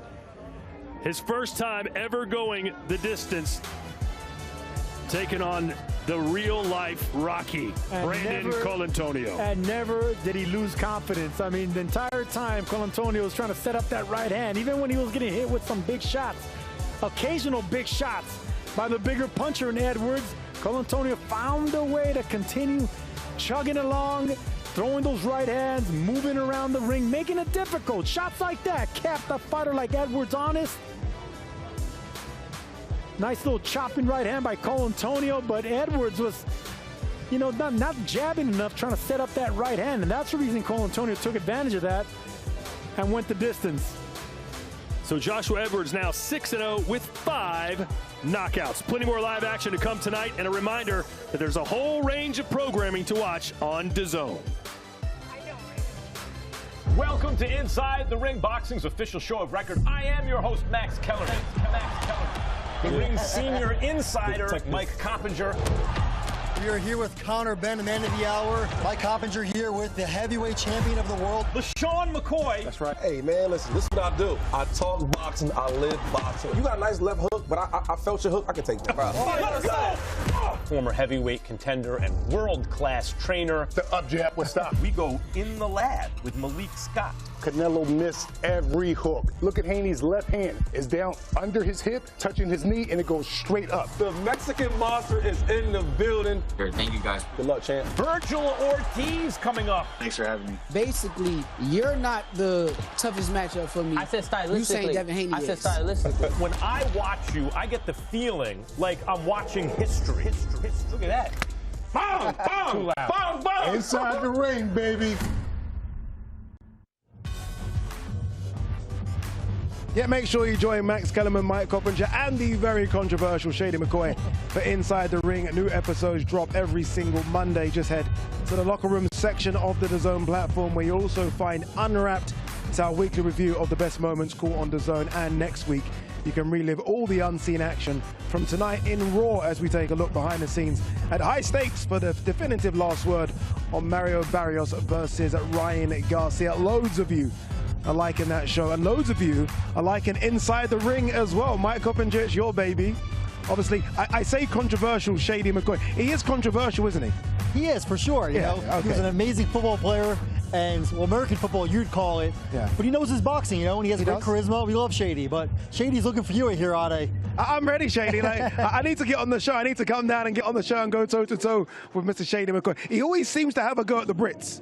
That's why I want to go on the show, because I always feel like he's Brit bashing a little bit. Yeah, that's fair. I think we need to get you guys squaring up in Los Angeles. I don't know about that. He's a big boy. I don't know about squaring up. What have you got coming on this Monday show? Obviously, we're going to recap the great card we have here tonight from Las Vegas, Ade, and then we're going to look ahead to Emmanuel Navarrete and Sugar Nunez. That's going to be on DAZN a week from today. Can't wait for that fight. So we're going to have O'Shaquie Foster on the show to preview that fight. He could be looking at a unification, and we're going to have Hamza Shiraz, super middleweight contender, on the show. Yeah, I love Hamza Shiraz. Obviously, we were both there for that ring card in Queens where he put on, I thought, a clinic against Edgar Berlanga. And the 168-pound division's almost open. Crawford's gone. Canelo will come back in September, but the belts are there for anyone to pick up. Hamza Shiraz could be picking up a nice, soon, shiny gold belt. Yeah, he could be. You know, he has a great personality, great look. I think he has a big, big future in the sport.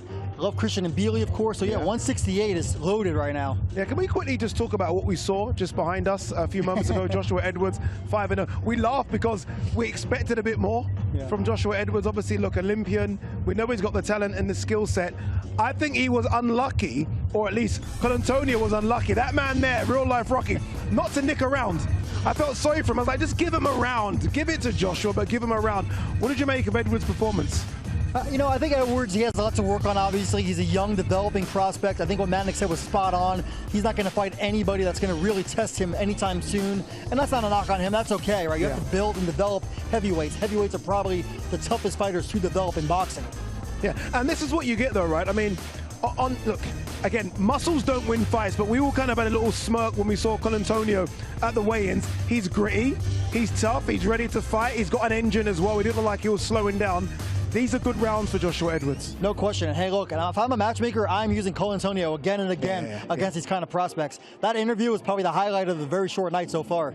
Yeah, I'm using Colantonio at every single press conference. That's what I'm using for, because he was fantastic. He had the dig at Canadians, which I don't think is going to go well when he goes back to Canada. But again, he's the type of guy that you want to put in with your prospects, because you know he's not going to fall down easily. He's going to take a punch, and he can throw his right hand as well as he did in that fight. Yeah, you know, these prospects need to be what I like to call progressive matchmaking, right? You step them up steadily, a little bit more here. Maybe you have a southpaw here. You have a guy that can move. You have a brawler. They need to fight all kinds of different styles. So when they do step up, that they pass the test with flying colors. Yeah. All right, let's move on. Let's look at our next fight. We've got Muhammad Alakel coming up next. And I almost felt there's been a lot of pressure on young Muhammad Alakel. Obviously, he's been flying the flag for Riyadh and flying the flag for what they're trying to do in terms of growing the sport over there. He's now with Abel Sanchez, which won't be easy. We know what Abel Sanchez does when he takes fighters to Big Bear. You are running up mountains and cliffs. He's looking bigger and stronger, is Alakel. He is, absolutely. I think he's developing steadily. And if you're a fighter and you don't like to work, you do not want to train with Abel Sanchez. Like you said, I mean, strength and conditioning. These guys are in the best shape. We saw what he did with Gennady Golovkin, turning into a monster puncher. And look, it is His Excellency Turki Al-Sheikh's dream to have crown a first world champion from Saudi Arabia. So there's two Saudi fighters right now with Abel Sanchez, Muhammad Alakel and Sultan Al Muhammad. Yeah, David Calabro is an interesting pick. Obviously, look, he gets that phone call. He's like, absolutely, I'll take that shot regardless of it. One thing you can see just from these images here, physically he's a lot smaller, but he can box. He's more experienced. He'll be looking at Alakel like, let me get him now because he's green. Let me get him now while we're still trying to learn what Abel Sanchez is trying to teach him. Yeah, this is a good time to probably get Alakel if you're looking to spring an upset. You know, like you said, a trainer has to really instill. He needs a couple of fights to instill the strategy, the style. And what I like about Alakel is look at the incredible opportunities that this kid is getting. You know, fighting on these major cards, fighting in a stadium here in Vegas underneath Canelo Crawford. So when he does step up, he's going to be ready under those lights. I want to know what happens when Muhammad Alakel goes to York Hall Bethnal Green, because he always seems to fight in these big arenas. But look, very good experience for him. Remember, that is the last fight and will be the last fight of the prelim. Scan the QR code you see on the screen now to buy the pay-per-view. You don't want to miss it.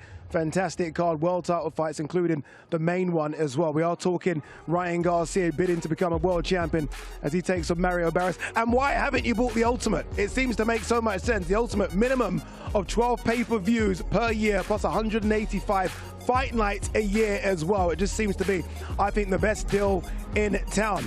Looks good, doesn't it, outside? By the way, I can tell you now, it isn't as warm as it looks. That looks really good. It isn't as warm as that, but it's good to be in Vegas for the big one. All right, let's throw it down to Todd to get this show on the road. What is the tale of the tape for this one?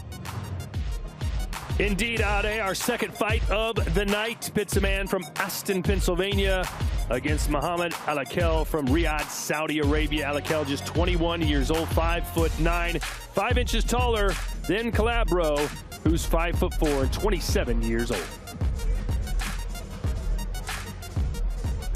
Let's continue, and first welcome to the ring from the United States, David D.C. Calabro. David Calabro coming off his first professional loss, and he was stopped in the third round by Keith Colon. That was in October. And now jumping right back into another fight against Muhammad Alakel. What's Calabro's best path to victory against the taller fighter? Frustrating, Alakel. Alakel's a work in progress. Even though he is a good 1-2 puncher, he's getting better every single fight.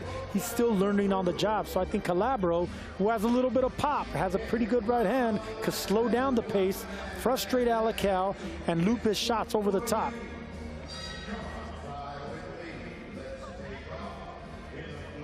And now let's welcome to the ring from Saudi Arabia, the undefeated, mighty Muhammad Alakel.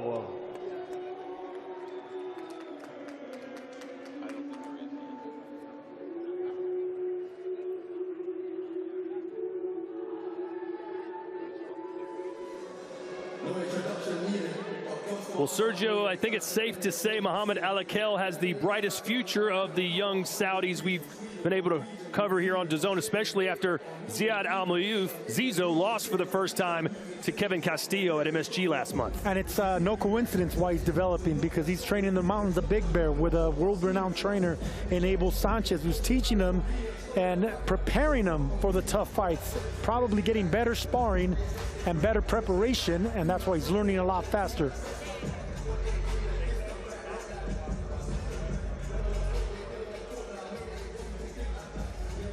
Ladies and gentlemen, this bout is scheduled for 6 rounds in the super featherweight division. Brought to you by Ring Magazine, Sella, and Oscar De La Hoya's Golden Boy Promotions in association with TGB Promotions, along with their great sponsors, Thomas J. Henry Law Firm, Everlast, and IFX Payments. The judges are Kermit Bayless, Glenn Feldman, and Corey Santos. The referee in charge will be Chris Flores. Introducing first, fighting out of the red corner, he comes to the ring wearing white with red and green and weighed in officially at 128 pounds. Coming to us from Aston, Pennsylvania, USA, he brings a professional record of 5 wins, just 1 defeat. 3 of his 5 wins come by way of knockout. Ladies and gentlemen, please welcome David D.C. Calabro. And his opponent across the ring, fighting out of the blue corner, he comes to the ring wearing black trunks and weighed in officially at 131.5 pounds. Hailing from Riyadh, Kingdom of Saudi Arabia, he brings an undefeated record with 7 wins. 1 win comes by way of knockout. Ladies and gentlemen, here is mighty Muhammad Alakel.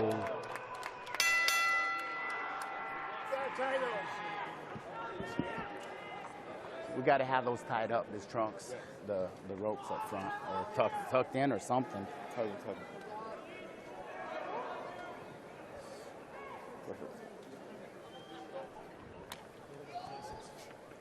Wow, those are long, yeah. Let me get in here. Okay, gentlemen, we ran instructions in the dressing room. I expect a clean fight. These trunks over here, those are on the hips, so I want you to stay away from the belt line, okay? These are a little high. Can't see his belly button, so you get to work the belt line, okay? Touch them up now, go back to your corners. So David Calabro, 5 wins, only 1 defeat, but coming off his first professional loss, trying to bounce back against Muhammad Alakel, who's become the face of Saudi Arabian boxing, looking to stay perfect. He brings in a 7-0 record. Chris Mannix, Todd Grisham, and Sergio Mora ringside. Chris, nice interview, by the way, with Colantonio. I am a Colantonio stan. I'm here for him. I just said to Eric Gomez over at Golden Boy, bring him back. I don't know if you have any more heavyweights in your stable, but I want to see Colantonio back in. Made a fan out of me, too. Good jab there from Alakel. And when you're the taller fighter, that's the money punch. Keep the little guy away. And this is what he's going to need against Calabro, who's a twitchy, herky-jerky type fighter, but he does have bad balance, so keep pushing him back with that jab, that snappy jab, and never let him break that range. Yeah, what I'm looking for from Alakel is more muscle on his punches, more oomph on his punches. He's a pretty skilled guy, probably the most skilled of all these fighters that have come out of Saudi Arabia. He's been working with Abel Sanchez for a few fights, and we know Abel Sanchez, what he teaches, working with Gennady Golovkin, Terry Norris, Sergey Kovalev. He teaches power. So I want to see him sit down on some of these shots against an opponent like Calabro, who is coming off a knockout loss. Good body shot there. Alakel probably looks his best in his last fight against Jiaming Lee. Got a decision win, but dropped Lee in that fight and was never in danger of losing it. I love the snap and the punches right now. Nice and relaxed. And you can see how the snap ends at the very end of that jab. That's what you want to see with fighters, and then turn it into a hook like that. Look at the redness already on Calabro's face. Yeah, and staying within yourself if you're Alakel. You know you got a little bit of time. You got 6 rounds to bust this guy up with that jab. That's how you do it. Good left hook. And finally, Calabro lets his hands go.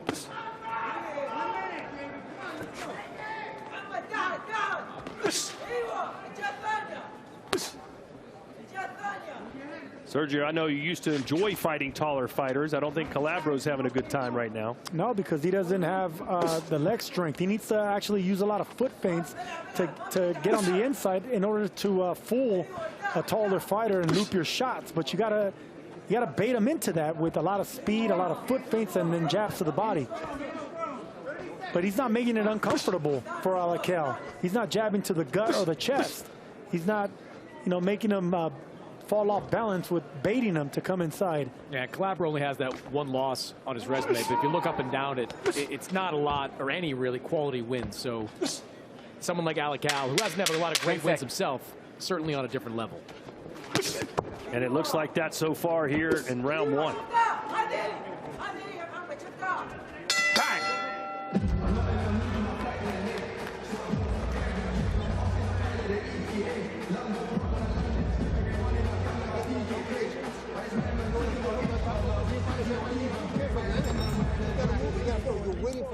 It's not going to happen. Step to this man and be first. Step to this man and be first. Okay? Don't be waiting so much. You're waiting like it's going to happen. He's going to give it to you. He's not going to give it to you. You got to make it happen. All right? Okay. Sorry. Yeah. I got to tell him it is. Yeah. 2 jab. Double jab. Double it. Because he does nothing. Don't pull back after the first jab. He doesn't never do anything. Yeah. He doesn't know what's going to come. You give him 2 jabs and you'll set him up. Okay. You understand that? Yeah. He's pulling back on you. He's pulling back on you every time. Let's go. Everybody out. I messed up there. Stay back in the corner. Get back. Round 2. Chris, how important is it that Alakel starts putting guys like this away and not just beating them on the scorecards? Look, I think if you want to start having people take you seriously as a young prospect, collecting knockouts is important, especially when you're at this phase of your career. I mean, this is when most guys, add those knockouts to their resume, burnish their resume with these types of knockouts. When you get an opponent in front of you who has been stopped on a relatively low level, you want to try to pick up a knockout in this situation. Yeah, no, I agree. But and you don't really have to, totally knock a guy out on the canvas. You can stop them on their feet. They still go down as technical knockouts. And when you have the advantage in the height and the size, you can just put punches together and force the referee to stop the fights. I like that attempt at a body shot down there for Alakel. You see the high guard from Calabro. I think he's open to some shots, especially on that right side of his body. Yeah, if you could tap the glove, make him raise his elbow just slightly, just to land the body shot to the liver. That's a go-to if I was someone like Alakel. And Alakel doesn't have to go very far to get Calabro. He's right there in front of him. And this seems like the kind of opponent he should put away. And you heard Ronnie Shields in the corner, or excuse me, Abel Sanchez in the corner saying, look, go get this guy. Yeah, I would like to see a little bit more pressure, a little bit more physical presence from Alakel, to force Calabro to open up. Because if he's just got him on the defensive with his hands up, you're not forcing him to open up to land something cleanly. That's a great body shot there from Alakel. Big left hook to the body. Calabro just having so much trouble trying to get inside that long reach.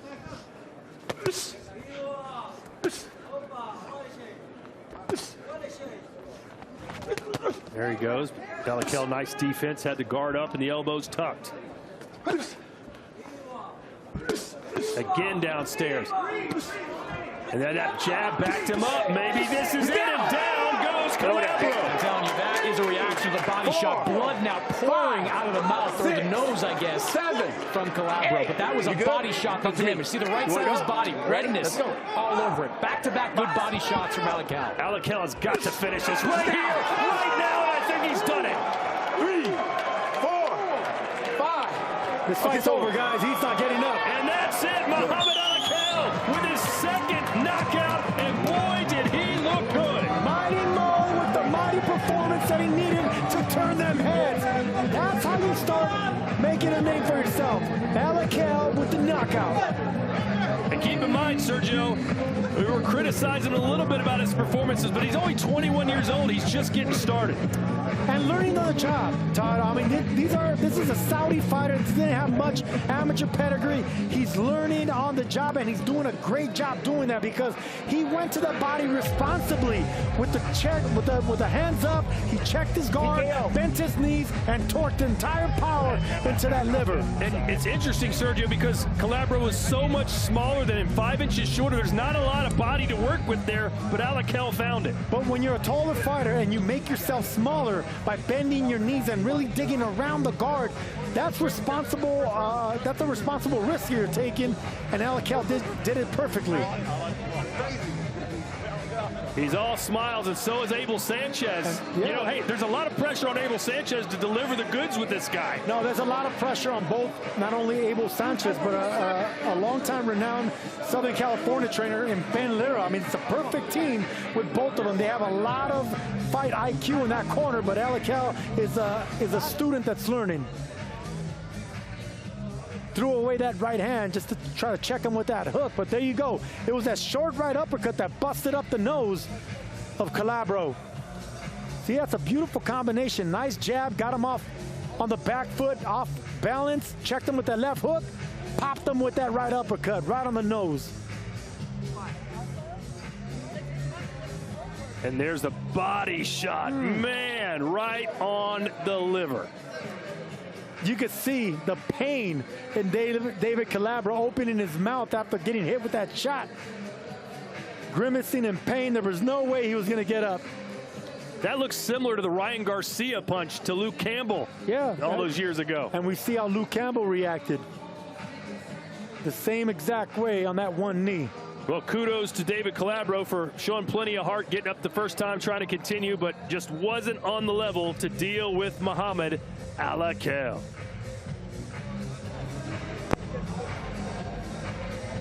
All right, Thomas Triber makes it official.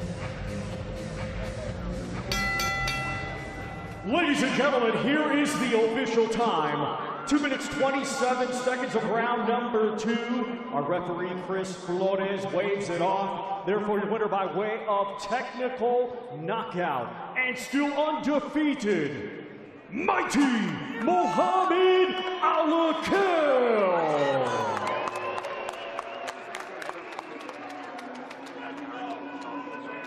Well, Sergio, usually I say what do these guys need to work on going back in the gym, but let's just celebrate how far Muhammad Alakel has come. No, celebrate Alakel, celebrate the corners, celebrate how fast he's learning, because every single performance he's getting better and better, stronger and stronger, and more confident. Yeah, in his last fight, I said he looked great against Jiaming Lee. He dropped the Chinese fighter, but wasn't able to finish him tonight. He didn't let Calabro off the hook, and he's now 8-0 with 2 knockouts.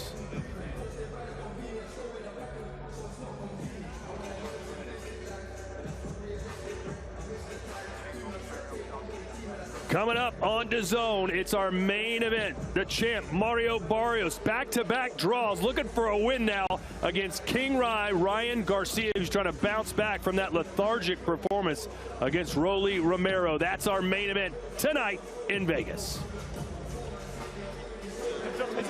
Is it the left hook, coach? Is it the left hook? The body transfer. The body. Get out, coach.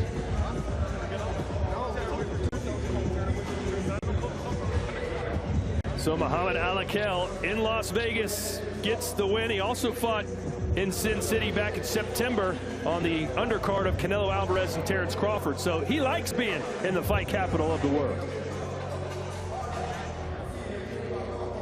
Very, very good performance there from young Muhammad Alakel. And look, he still is young, and they mentioned it on the broadcast. I always feel like we put a lot of pressure on these young fighters, but he's delivering. He's looking really good under Abel Sanchez. I mean, we said, what would Abel Sanchez bring to young Muhammad Alakel? And it's clear, punch power. That's what he's brought to him. Yeah, Mexican style, right? As Triple G used to say. Of course, Abel Sanchez is a Mexican-American, and like any good Mexican fighter, you want to see that big left hook to the body. So I like what I see from Alakel. I think he's steadily developing and improving, and I think there's more to come from him. Yeah, this man's in the building as well, who's changed boxing in the last couple of years. He's Excellency Turki Al-Sheikh, chairman of the General Entertainment Authority and owner of Ring Magazine. He loves Muhammad Alakel, and you can understand why. Again, look, I said this. The vision is to see boxing grow in Saudi Arabia. And Muhammad Alakel's perfect for that vision. And he's perfect because he's looking good. Yeah, and he's a great kid, too. He's a very personable kid. He represents Saudi Arabia, I think, very well. And he has the big backing behind him. So as long as he keeps putting in the work with Abel Sanchez up in Big Bear, better him than me, of course. I don't want to be putting in that work. I think we're going to see a lot of big things from him in the future. It'll be interesting to see what they do with a young Muhammad Alakel. Obviously, look, activity is key. Let's see if we can get 5 or 6 fights, maybe even more next year. He wants to be on all these big cards. He must love this, coming out to all the big shows as well. And I know His Excellency is going to want to hear from Muhammad Alakel. So let's go back to Todd Grisham. I think Chris Mannix is going to be in the ring with an interview with the young man.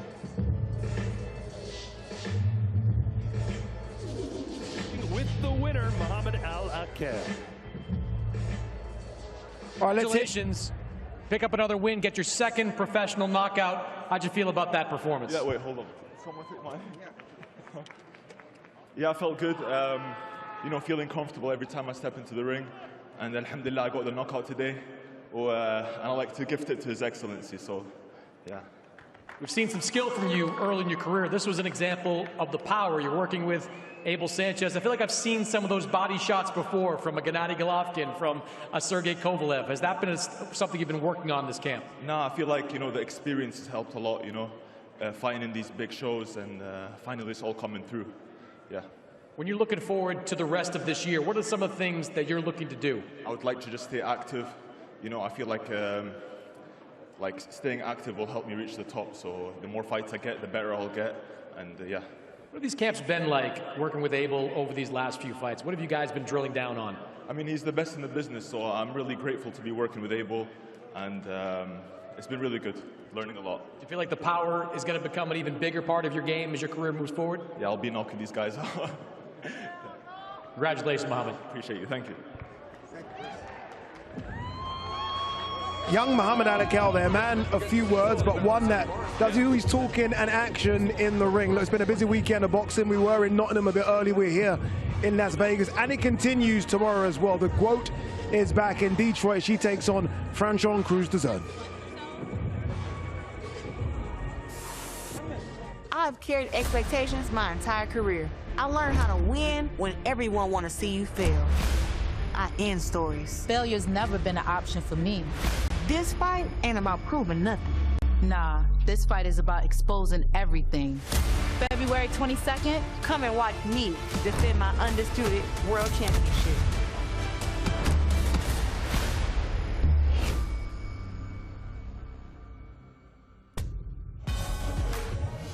Clarissa Shields versus Franchon Cruz DAZN 2. It's a rematch of their fight back in 2016. Look at this one as well. Sugar Nunes versus Navarrete. That one next Saturday.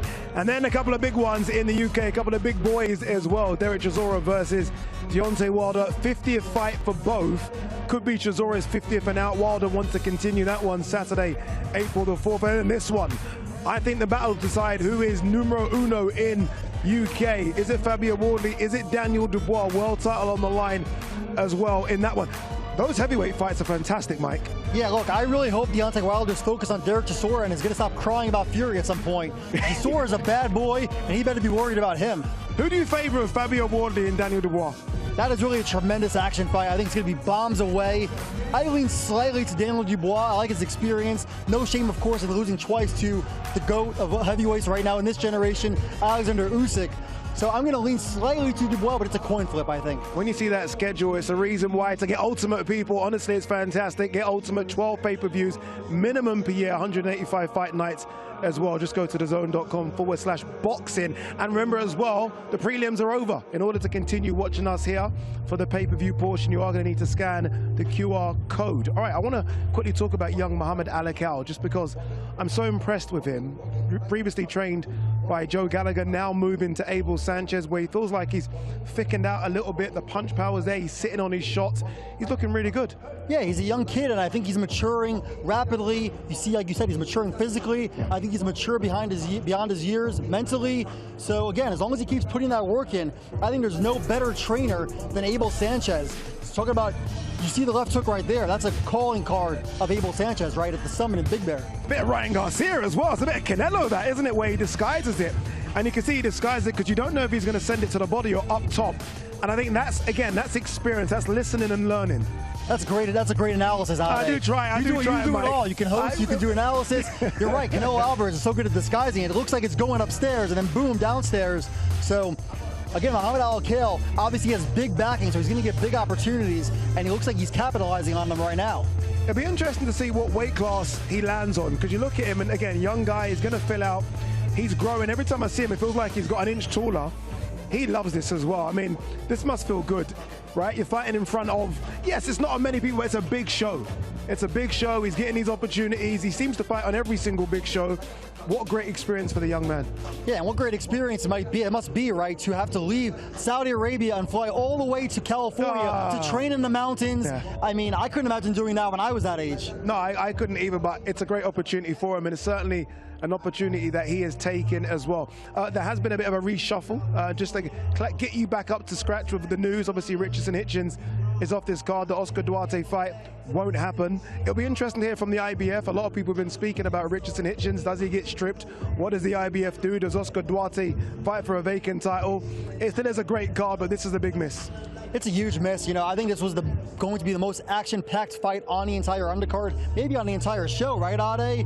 And Oscar De La Hoya, the promoter of Oscar Duarte, I saw him posting on his favorite platform, Instagram. He's upset. He said he wants an investigation. I spoke to Hitchens' manager. There will be a clapback Thursday. There will be a clapback Thursday. It's going to be directed at one Richardson Hitchens, I think, and maybe some other parties involved with him. But I also spoke to Hitchens' manager, Keith Connolly, and he said, look, Mike Fighter, he made the weight both 2 times. Yesterday at 140 and today under 150. And afterward, he just couldn't do it anymore. Yeah. And he got sick and he started vomiting and he just couldn't fight. Hopefully that means a jump to 147, where there are so many big fights. Me and you have been speaking about the 147 division quite a lot, just because, again, it's open for business. Devin Haney, clearly the #1 in there, but there's an opening for someone to come and take that #2 spot. Richardson Hitchens could be that guy. Yeah, and there's loads more guys coming up too, right? You have Teofimo Lopez, who says that he's going to 147 for his next fight after that loss to Shakur Stevenson. You have Keyshawn Davis, who just debuted at 140 already. He's looking at 147 too. He wants Devin Haney. So I think 147 very quickly is going to become one of the best weight classes in boxing. It certainly will be. All right, we're going to focus on this fight card very, very soon, but there is a big fight card in Detroit tomorrow. It's headlined by the GWOAT, Clarissa Shields. She takes on Franchon Cruz DAZN. They were nice. They were okay, and all of a sudden, at the weigh-in, they went nose to nose, face to face. I don't mind a little beef. I have to be honest with you. When it's made up, I'm not a fan of it. This, though, seemed to get really hostile very, very quickly, to the point where people were being thrown off the stage. This just adds to the animosity between the two ladies now. Yeah, look, I mean, they fought for the first time 10 years ago, so no love lost there. Clarissa Shields, you know, she's pound for pound 1 or 2, depending on what you like in women's boxing. Wait, go back there. What do you like? Where is she? I think she's #1 for me, but a lot of people would have Katie Taylor ahead of her. I may be one of those people, but look, who cares about what Ade thinks? Look at this. Oh, my God. Look at this, by the way. That's Franchon who's just gone off the stage. Yikes. Look at this. Okay, whoa. This is the first time I've seen this. Wow. Okay, see, this is when, although I don't mind a bit of back and forth, this is what I don't like to see, and this is what I don't like to see in the sport of boxing, because this is when it sort of spills out to people who are not involved in the fight, and then it just gets a bit silly.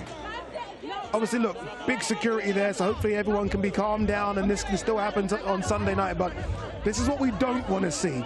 in the sport of boxing. Get rid of this kind of nonsense. Yeah, this is a black eye for boxing. We don't like this.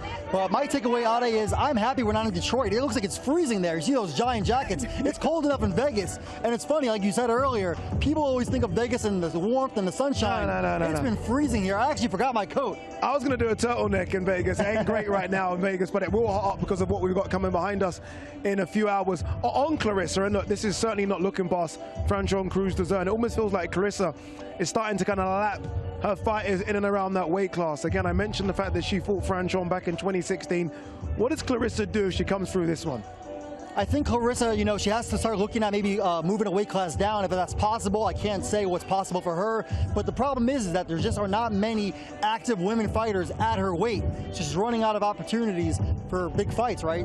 Yeah, she is. Lauren Price may be down the line. We'll see what happens there. Michaela Mayer, who's working on the broadcast tomorrow, could be an option as well. All right, that is Sunday. I mean, this is going to be a ridiculous weekend of boxing on DAZN, and I think the easiest way is to get DAZN Ultimate. I mean, look at this, 12 pay-per-views, 1 subscription, a minimum of 12 pay-per-views, 185 fight nights a year on DAZN. Join the club. I'm in the club, Mike's in the club. You should get in the club too. The first rule of DAZN Ultimate is the first rule of DAZN Ultimate is you do not pay-per-view. You do not pay-per-view. Do not pay-per-view. The Ultimate Fight Night is here. You do not want to miss this. Second rule of DAZN Ultimate is you don't pay-per-view. Because Ultimate gives you a minimum of 12 pay-per-view fights a year At no extra cost. The only rule of DAZN Ultimate, you do not pay per view. So join us ringside and welcome to DAZN Ultimate.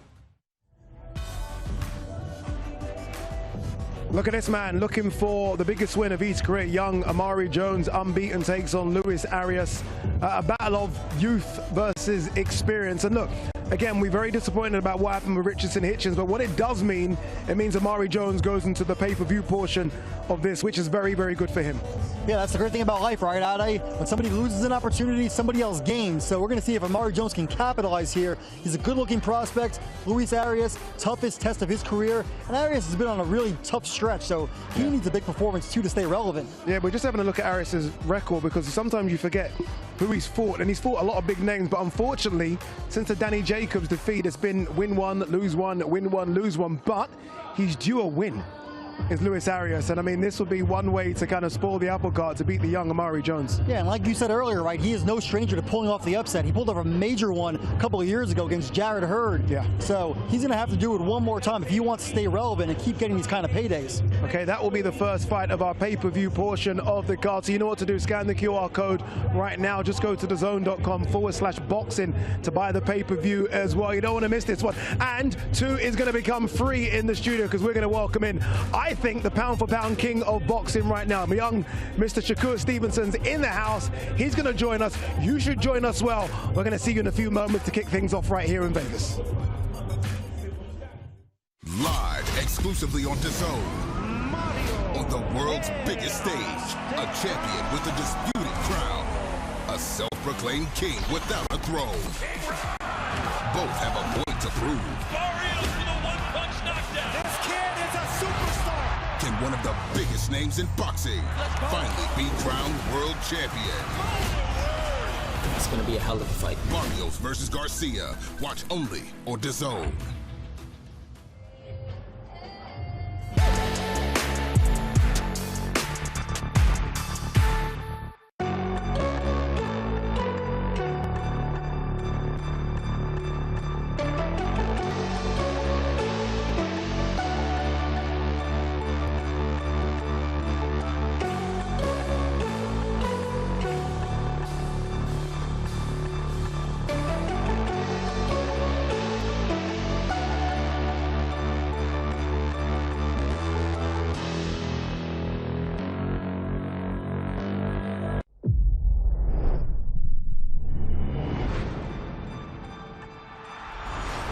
Don't miss the biggest nights in MMA. We are now set for the main event.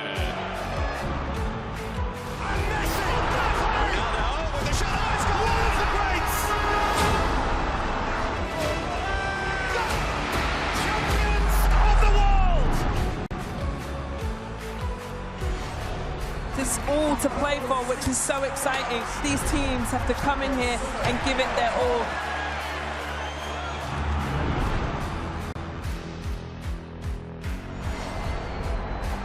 Have a real nice tempo. Goes baseline, watch out. Oh, my! Oh, baby! All the way down the runway for a big-time throwdown. Oh, that's a lot of fans out there. Look at that! The drama keeps continuing, Shelly. This is just brilliant.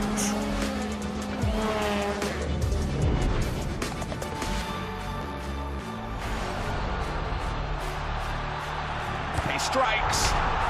Starts as you mean to go on. But this is the danger of the top two guys, and that nuclear weapon that is. Oh, hello, goodbye. Score! In the back of the net. And shoots. Score! Of Serie A action. We'll bring you so much of it here on DAZN. Magnificent. That is tremendous. Catching up on any NFL game is easier than ever before. Going deep, far off, Devontae Smith!